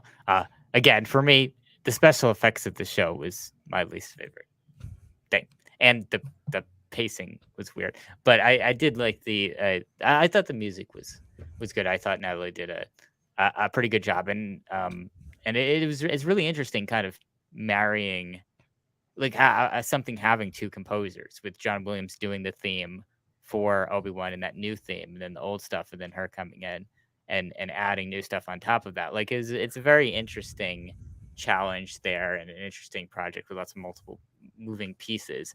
So I thought, for all of that, all those things considered, it was done pretty well. And I'm really interested to see now what they do with season 2 that is allegedly coming. If are we going to have Natalie just take it over and have it be 100% her thing now, or is John Williams going to come back and do more? That's really by the logic of, okay, these characters aren't fully formed, and they haven't earned to hear their themes yet.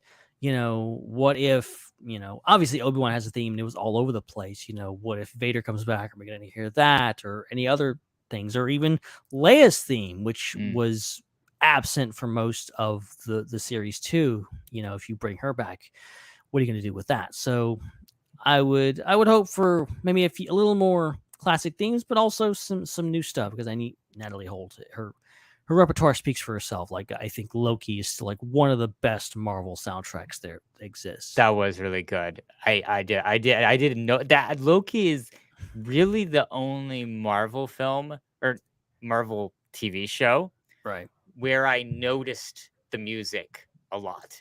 Like right, a lot of the shows, the music's kind of just there, and it's just your basic TV show type dramatic music, and it's very forgettable. It's just there. But I remember when I was watching Loki many times, actually noticing the music and being like, oh wow, that's really cool. Like, and it actually really adding to the story, like John Williams often does with Star Wars, and some of the other Star Wars composers have done as well. So it makes sense that they would have chosen her for Star Wars based on that. I think she's definitely the best that Marvel has over on the Disney Plus side of things. So yeah, that makes a lot of sense. Interesting. It'll be also interesting to see if she kind of composes some other series now. That you had, for instance, after Kevin Kiner did the Clone Wars, he kind of became like the go-to guy for animation for a little bit. That's true. And composing multiple things. So there's so many series that need multiple composers. So it does make sense. We probably will be seeing her again, more than just another Kenobi season as well. Yeah, for sure. Which is pretty cool.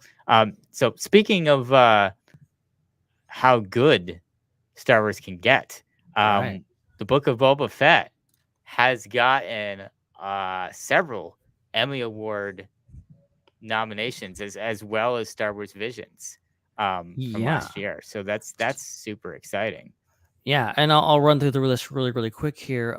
We've got outstanding special visual effects in a season or a movie, outstanding sound editing for a comedy or drama series, parentheses 1 hour, outstanding fantasy / sci-fi costumes, and outstanding stunt coordination for a drama series, limited or anthology. And that's all for the Book of Boba Fett. And then Star Wars Visions follows that up with outstanding short form animated program. So, Book of Boba Fett but also Visions really racked up here. Obviously, Star Wars is known for getting nominated a lot for for awards and not winning a single damn one. But who knows? Who knows? I think, for like visual effects, yeah, there's a lot of good visual effects. Uh, Editing, I could see costumes, stunt coordination. I agree with all these. I think there was some really stellar stuff. Like, again, not perfect by any means, but like, there's some good production value in Book of Boba Fett that I think is Emmy worthy. Yeah, no, I agree with that. And then that's the thing too, that we kind of take for granted how well Star Wars is made. Oh, Like, yeah, for because sure. it's all made very well. I mean, once in a while, there's little nitpicky things with the way something was edited or the way some shot looks or whatever. Like, once in a while. But in general, when it comes to the costumes and the special effects and especially the sound design of Star Wars, I mean, we just don't even think a lot about how difficult it is to make Star Wars sound the way that it does. Like, that is a whole thing that is extremely, extremely complex. Every little piece of it. And so we take this for granted. We're always talking about the things that do oscillate in quality, like, the complexities of if certain character arcs, are written in ways that this is the best way this arc could have fed. And like, there's all this complex stuff that we talk about because we just take it for granted how good, the costumes are and the sound design is. And so it's really nice to be reminded of that by things like this, to remember that, for so many aspects of what goes into filmmaking and goes into series making, Star Wars is at the top because the people that are working on it are the tops of their individual professions. So that's really cool to see that continue, and hopefully it'll always be the case. Yeah. That is true.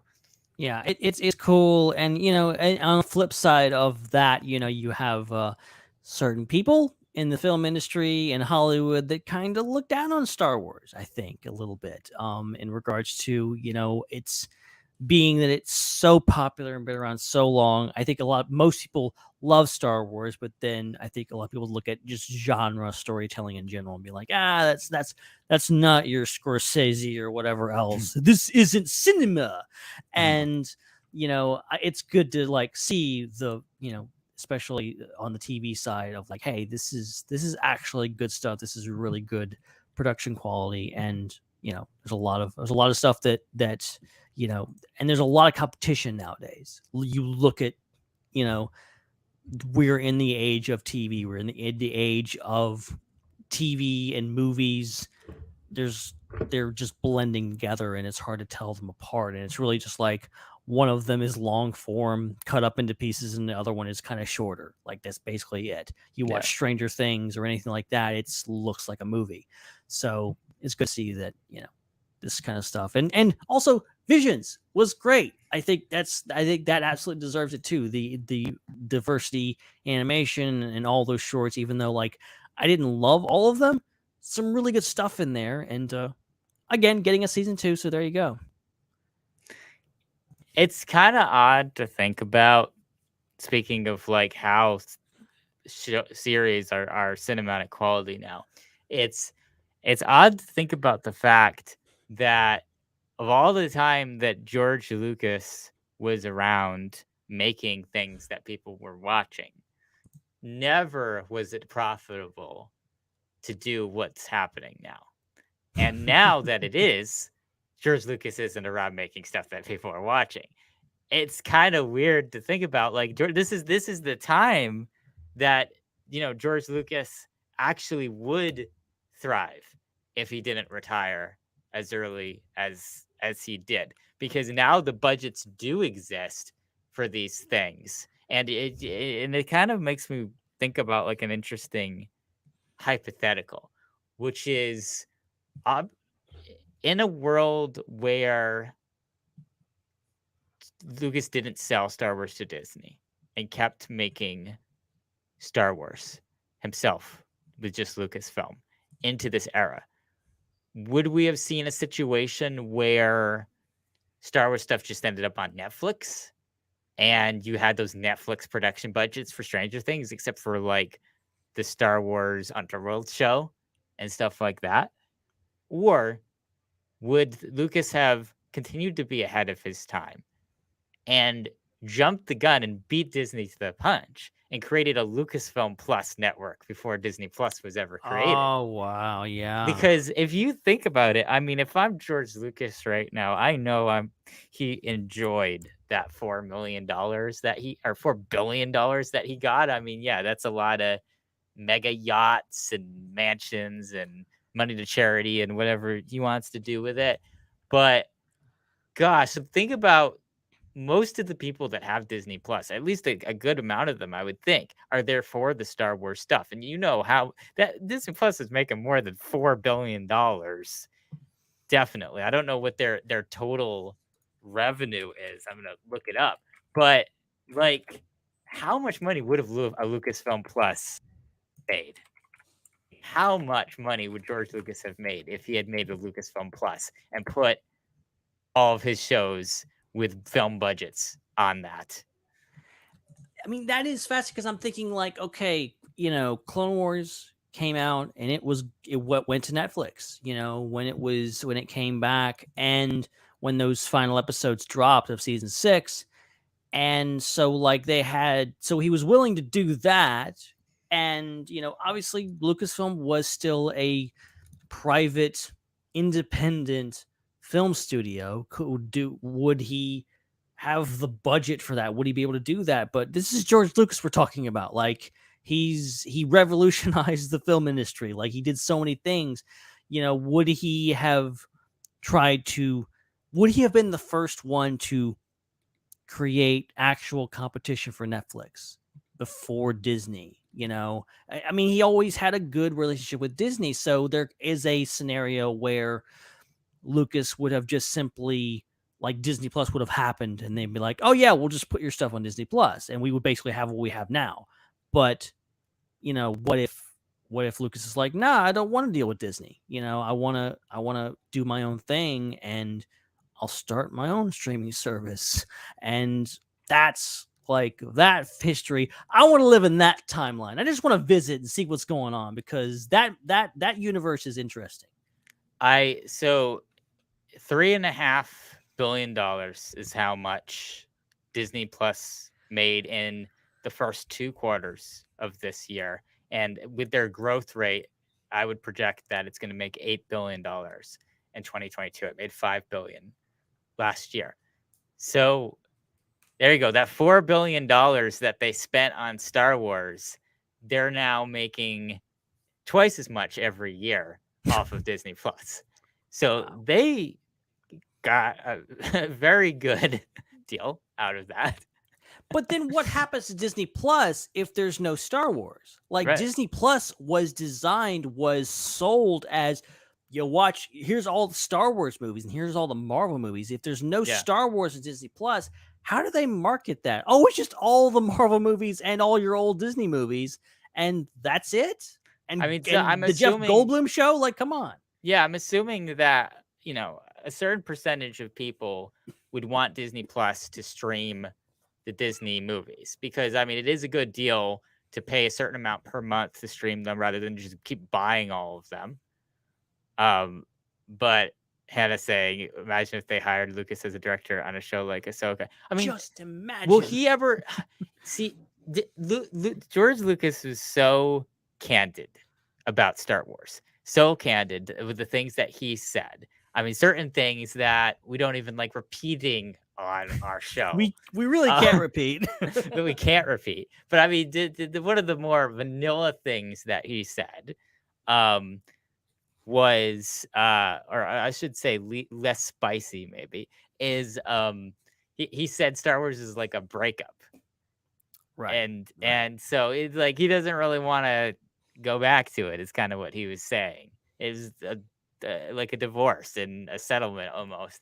And so, and I just can't imagine George Lucas working on Star Wars unless they told him you can do whatever they want and signed a blank check, which I don't even know if Bob Iger Chapek, they're one person in my head, that guy, I don't even know if they would have the guts to do that, despite the fact that George Lucas is the literal reason why they're making all this money.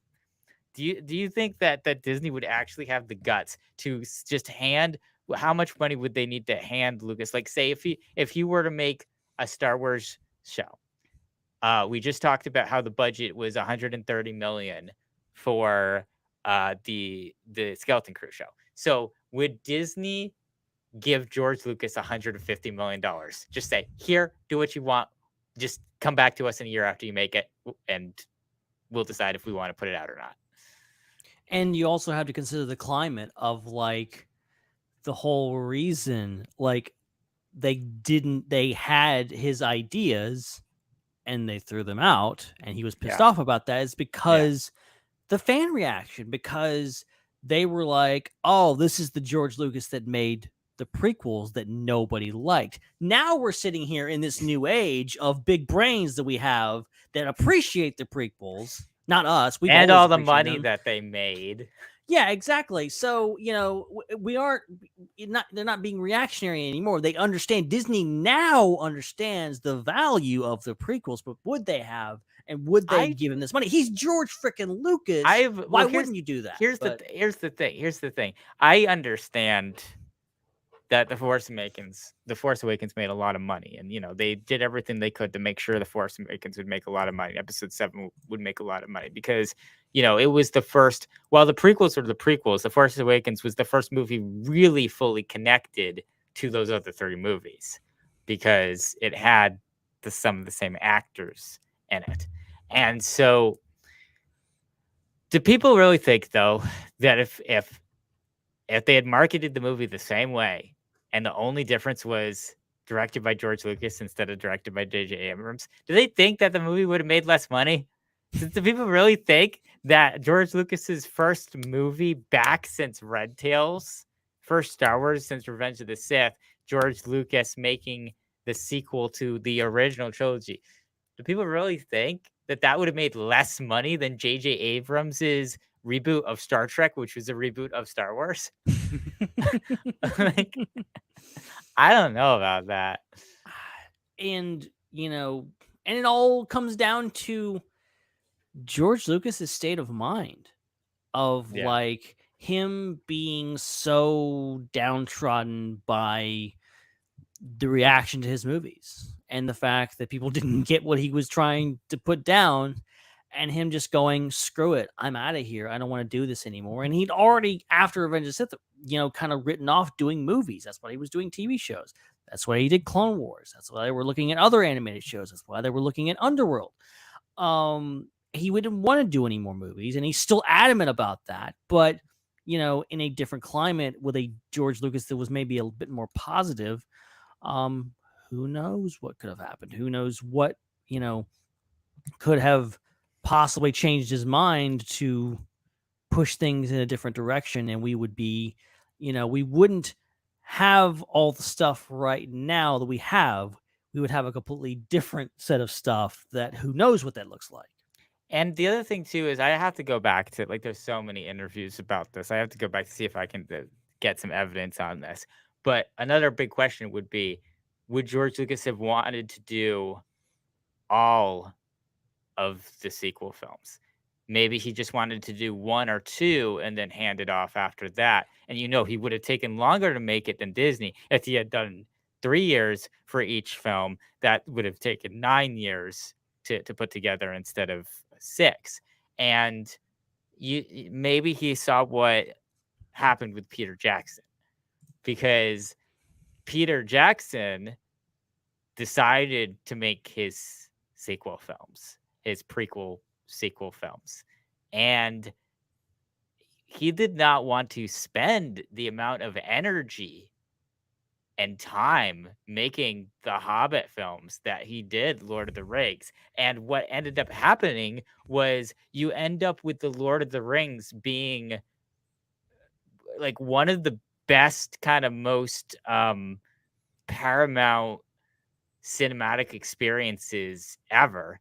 and the Hobbits just being like the Hobbit films were just like more movies. Like they were just movies. Right. They were movies. They were popcorn flicks. You saw them once. There's nothing. They didn't change anything about the industry. They didn't really inspire anybody. I mean, you know that there's Hobbit fans out there, but there's just as much Hobbit fans out there as there are fans of like Fantastic Beasts and Where to Find Them, or some movie like that, the Alien sequels, Prometheus, and things like that. Because Peter Jackson just didn't want to dedicate another decade of his life to making a trilogy, and that's fine. In hindsight, the company, New Line Cinema, I think, is that who makes Lord of the Rings? Does somebody own them? That sounds like not a big studio. There's someone above them. Anyway, Chad's not here to correct my Lord of the Rings trivia. But anyway, the production studio, what they should have done is they should have told Jackson, you can't make these movies if you're not going to make them the same way. And they should have given it to somebody else who was going to put in that like 60, 70 hours a week for 10 years. Somebody new, somebody fresh who wanted to do it. And so that might be what it kind of came down to with the sequels, is if George Lucas was going to do them, he would have wanted to put time into it that he just didn't want to give.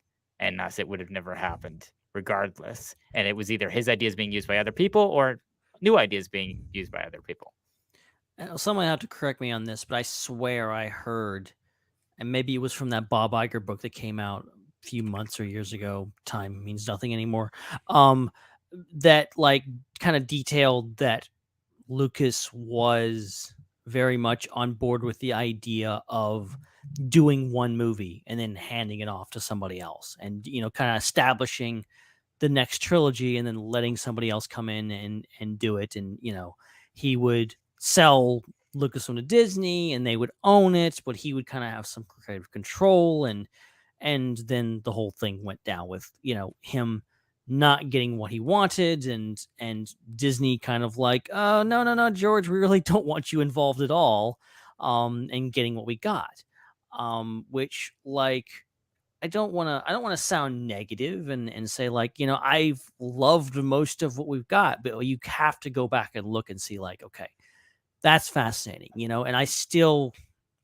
hold out hope for Lucas to come back in some way, for that, maybe that right to be wronged and him to be invited back in some way. I don't know, directing a movie, doing something, directing a TV show episode. I don't know.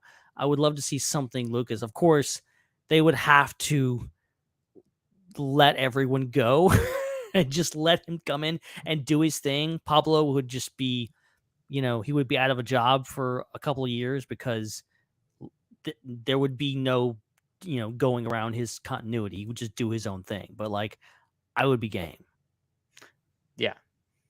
I would give George Lucas $150 million.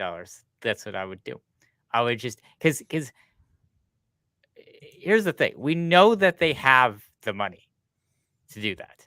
There's absolutely no reason to not do that. Zero reason to not do that. And here's why. Because Disney Plus made $5 billion last year. We know that they were profitable at $5 billion because they were ahead of their projections. So they spent way less than $5 billion to make that $5 billion. So they made all these profits. This year, they're going to make $8 billion. They have $3 billion just to spare. Literal extra money that is just going to go to some investment or back to shareholders. $3 billion. Of those $3 billion, $150 million is 5% of that. It would only take Disney Plus to take 5%, not of their overall profits, not of their revenue, 5% of just their extra money that they made this year that they didn't make last year, their increase in revenue, their increase in profits. They would just have to take 5% of that to add one more series to the docket. And that could be given to George Lucas. And if they lose $150 million, so what? They didn't need it. That's just $150 million that the shareholders don't get. And divided per shareholder, that's probably like $1 or something. I don't know how many millions of shares there are in Disney, but I'm sure it's in the millions. So yeah, you don't think all the shareholders would want to risk losing a few dollars off of their dividend or their increase in stock value to give George Lucas $150 million blank check to just make it whatever he wants? And then on top of that, do they really think that if they had a series made by George Lucas on Disney Plus, do they really think they're not going to get more people to subscribe to make that money back? Like, I don't know. I think they would. So hopefully somebody with power hears this and thinks maybe, oh, that's a good idea. Let's just give George Lucas a blank check, because that's what I would do. I would give him not a blank check. I keep saying blank check. I don't mean blank check. I just mean like a check with no oversight. Like, you just do whatever you want with it, and we don't care. Like, here's just $150 million. Just do whatever you want. Come back to us in a year or two. Whatever you make, we own. But do whatever you want. Because he's probably doing that with his money. We just don't get to see it. And you know what, too? Yeah. Here's the other thing. I've always wondered, why did George Lucas say or hint that he was going to make stuff that people weren't going to see? Well, what if it's Star Wars? Because if no one sees it, it's not copyright infringement. As long as it's like behind closed doors and he's not making money off of it, he's not screening it, he can do whatever he wants. George Lucas was given $2 billion cash. I think the other $2 billion was in shares of Disney. Do you think that George Lucas took that $2 billion of cash and made a trilogy of Star Wars films that no one knows about, that only he has seen, and no one can ever know about it because they're fan films? They're copyright infringement. If he shows it to anybody, he'll get sued. If it ever gets out, he'll get sued. So he'll pull a Ryan Reynolds and leak it. It'll get leaked online. Just imagine. We'll just post it on YouTube. You think the Snyder Cut's pretty crazy? What if George Lucas dies, and then the next day there's a story of 3 entire Star Wars films were just leaked on the internet? Maybe that's his plan. Maybe he's just like, I don't want to hear from the fans anymore. I'm tired of their whinging and whining. So like, I'm going to set this up. So I made Star Wars films and they're only going to release them after I'm gone. That could be his plan. Oh, I'm just setting myself up to be mad when stuff like this doesn't happen, because it's just such an amazing idea. I'm already That's what I would mad. do. I would do I'm that already angry that there's like a Lucasfilm vault or a Lucasfilm shelf somewhere with a bunch of stuff on it. Now I'm envisioning like somewhere out there there's a Lucas basement with just full of like, George is just like pulling a Zack Snyder and filming stuff in his driveway. And we haven't seen it yet. Now imagine that you're like Disney. You're like Bob Iger, you're Captain Kennedy, and you go to work that day, and all the interns are like, so we have a situation. Just so you know, 3 entire feature-length Star Wars films were just leaked on the internet, and there's nothing we can do about it. They're just out there. Do you guys want to? What do you want to do?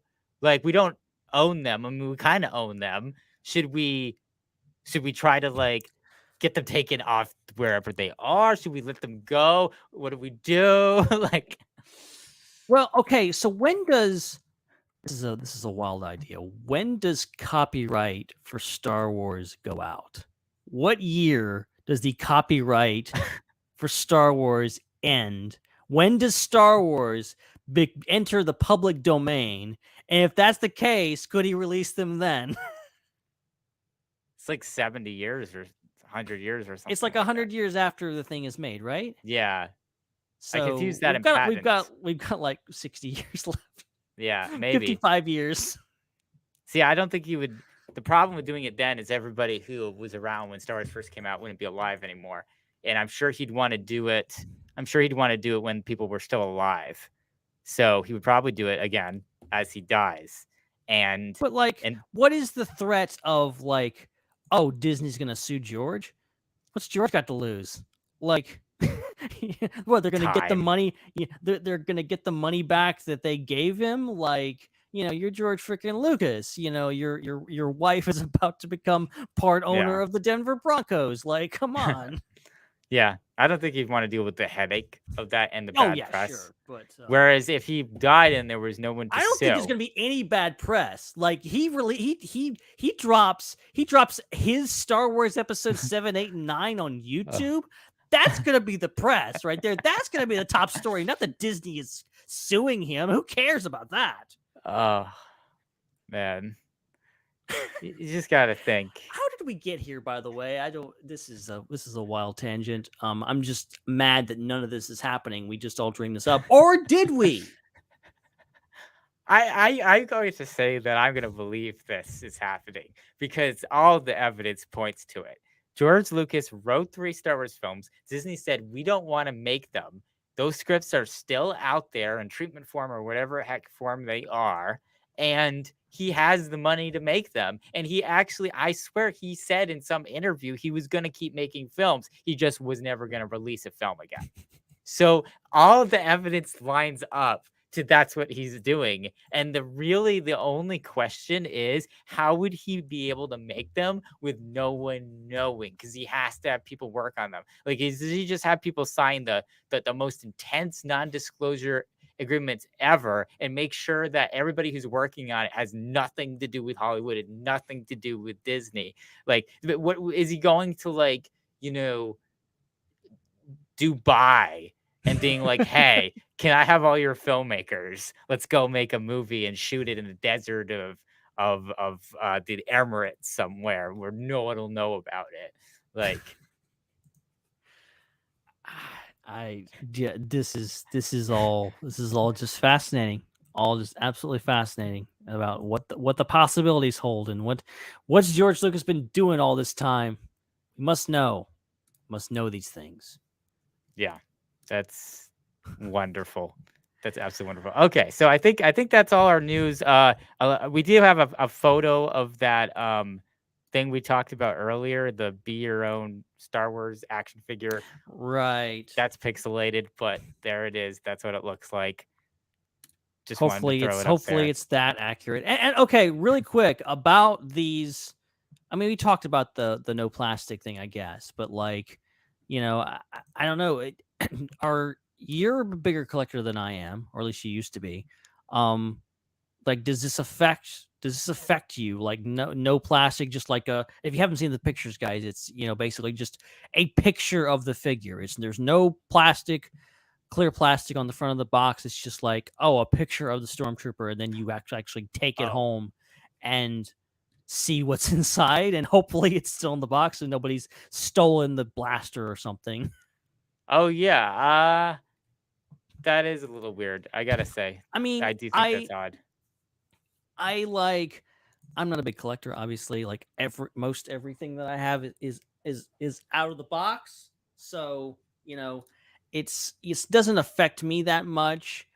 But I know a lot of people that buy them exclusively, like buy one to open and one to keep in the box. Like, is that done now? Yeah, I think and it's a bummer. But like Dominic said, like, this needs to happen. Like, we need to do something, guys. If you notice, it's hot outside, okay? These things are connected, okay? And we need to do something. And it's good on Hasbro for like doing this. But there's some sacrifices are gonna have to be made. And how do ultimately it comes down to how do collectors respond to this? How are collectors going to be affected by this? If you're in the box collector, what are you doing? Are you just going to stop collecting Star Wars? Are you going to stop collecting Black Series? Are you going to, just open them now? Like, I don't know.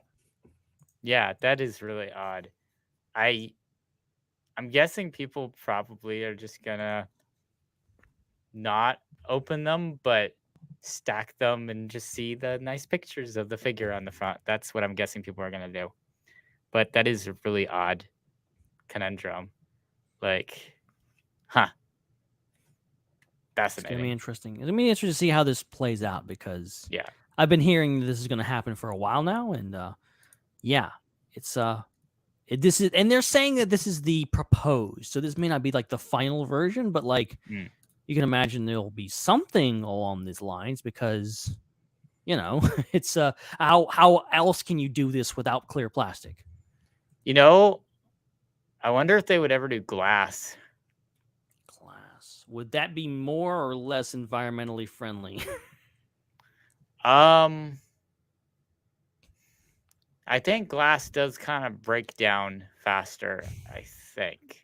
Yeah, there's not a big island of glass in the middle of the Pacific, so yeah, it sinks and it So, but like also plastic is cheap, whereas glass, I'm assuming, is not. And Black Series figures are expensive enough that you don't need to add like more to the packaging. I don't think glass is really that expensive because I've seen, like, think about how much a mason jar is, for example. Like, if you want to go buy a mason jar somewhere, you can go to like Walmart or like some dollar store and get a mason jar. That's glass. So maybe it's a little bit more expensive than plastic, but it couldn't add more than $1 to put them in the glass container. Yeah. And I think people would pay $1 to see the thing. They just put it in a glass jar. Like they put the figure, all the accessories, just put it in a mason jar. Just make it look like a Bactic tank. Just make it look like a Bactic tank. You bring it home, you just smash it on the floor. Here's my Star Wars figure. Yay. Yeah. Now they don't need to burn figures when they're mad. They can just smash them. They become deadly weapons. Oh my. Don't break a faction figure over your head. Okay, yeah, we got it all figured out now, Hasbro. You're welcome. You're welcome. But yeah, that's it's gonna be interesting how this affects the thing community. And also, you can buy your own figure, and you won't be able to see it through a glass bubble if it's got your face on it. Because they're not doing that anymore. So yeah. I forgot what our outro music was again. The last time I did this, Hannah reminded me what it was. And then I forgot. Is it the rock one? I think. It is. Okay. We got it. It's my first guess. There you go. All right. So that'll do it for this episode of the Star Wars Underworld podcast. We want to thank everybody for joining us. We want to thank Dominic for calling in from SDCC. Make sure you follow him at DominicJ25 for more of his adventures there. And make sure you follow us at the Star Wars Underworld over at the SWU on any and all social media accounts. We'll be back with another episode, same time, same place. Next week, the time is 6:30 p.m. Pacific, 9:30 p.m. Eastern on Thursdays, and the place is youtube.com. Just search for the Star Wars Underworld, scroll through the test footage, and you'll find our channel and our videos there. Ben, thank you so much for hosting tonight. Oh, this is a pleasure, as always. Love talking about all this stuff. We had a very diverse selection of Star Wars news. We're kind of in a weird space here where there's no new episodes of anything to talk about, but a lot of stuff happening, as you can see. So and then Comic-Con. The special thanks to Dominic for stopping by and giving us the lowdown on what's going on. And there may not be a lot of Star Wars stuff happening, but there's going to be a lot of stuff happening for other franchises later in the week. Particularly Marvel. I think we might get like the next big Marvel slate revealed on Saturday, which I wish they would do the same for Star Wars, okay? Can Kevin Feige just do that same thing for Star Wars? Just release the whole thing? Just come out with a timeline for Star Wars. That would be great. But this was a lot of fun. No idea what we're going to be talking about next week. Honestly, it could be more Andor TV spots. It could be freaking maybe finally the confirmation of a Taika Waititi film coming out. Maybe it's already filmed and Taika really has been trolling us. Yeah, this has been a heck of a lot of fun. You can follow me at Ben Hart with no E. I don't know if anybody said that yet, but I'm saying it now. No, I have not said that yet. That is where you can follow. That's usually the thing you say after I've said this thing. That's so right. I totally killed your stride here. Well, I'm sorry. this is I don't know what I'm doing anymore because it's been so long since I've actually done the outro of this show. I can't remember the last time I actually did. So the rhythm is very different. At Seek3PO is where you can follow me. Make sure you also subscribe to our YouTube channel if you're watching us over there. If you're watching us over there. And we want to thank everybody who super chatted with us tonight, especially Jesse and Joel, who also are our two of our channel members. You can become that, get a special badge when you comment, which is really cool. And make sure you check out patreon.com/theswu for our bonus shows. I'm actually going to release the bonus show, the first part of the bonus show right now, that I accidentally made private and people weren't able to watch. So I'm going to do that like live if I can get to it fast enough. Live shows. All right, there's take 2, there's take 1. It's private. Now it's unlisted. Save. Okay. Now you can watch both of the pre-shows, including the one where we find out that no one's watching because I privated it and whatever the heck happened on that. So check that out, patreon.com/theswu. I should probably post the link to that again too at some point, because I changed the link to the new one and now no one can actually see it unless you have it in your browser history. So whoever tried to go watch it and saw the video come up as private, you're the only ones that actually can watch it now because it's in your history, because the link is gone because I deleted it, unless it like stays in Gmail notifications or something. What a twist. Patreon.com/theswu. I'll figure out a way to fix that. And of course you can send your feedback to swunderworld@gmail.com. That's it. We'll be back next week with more content. Until then, for Dominic and Ben and all the other fantastic folk we have here at the Star Wars Underworld, my name is Chris, and may the Force be with you.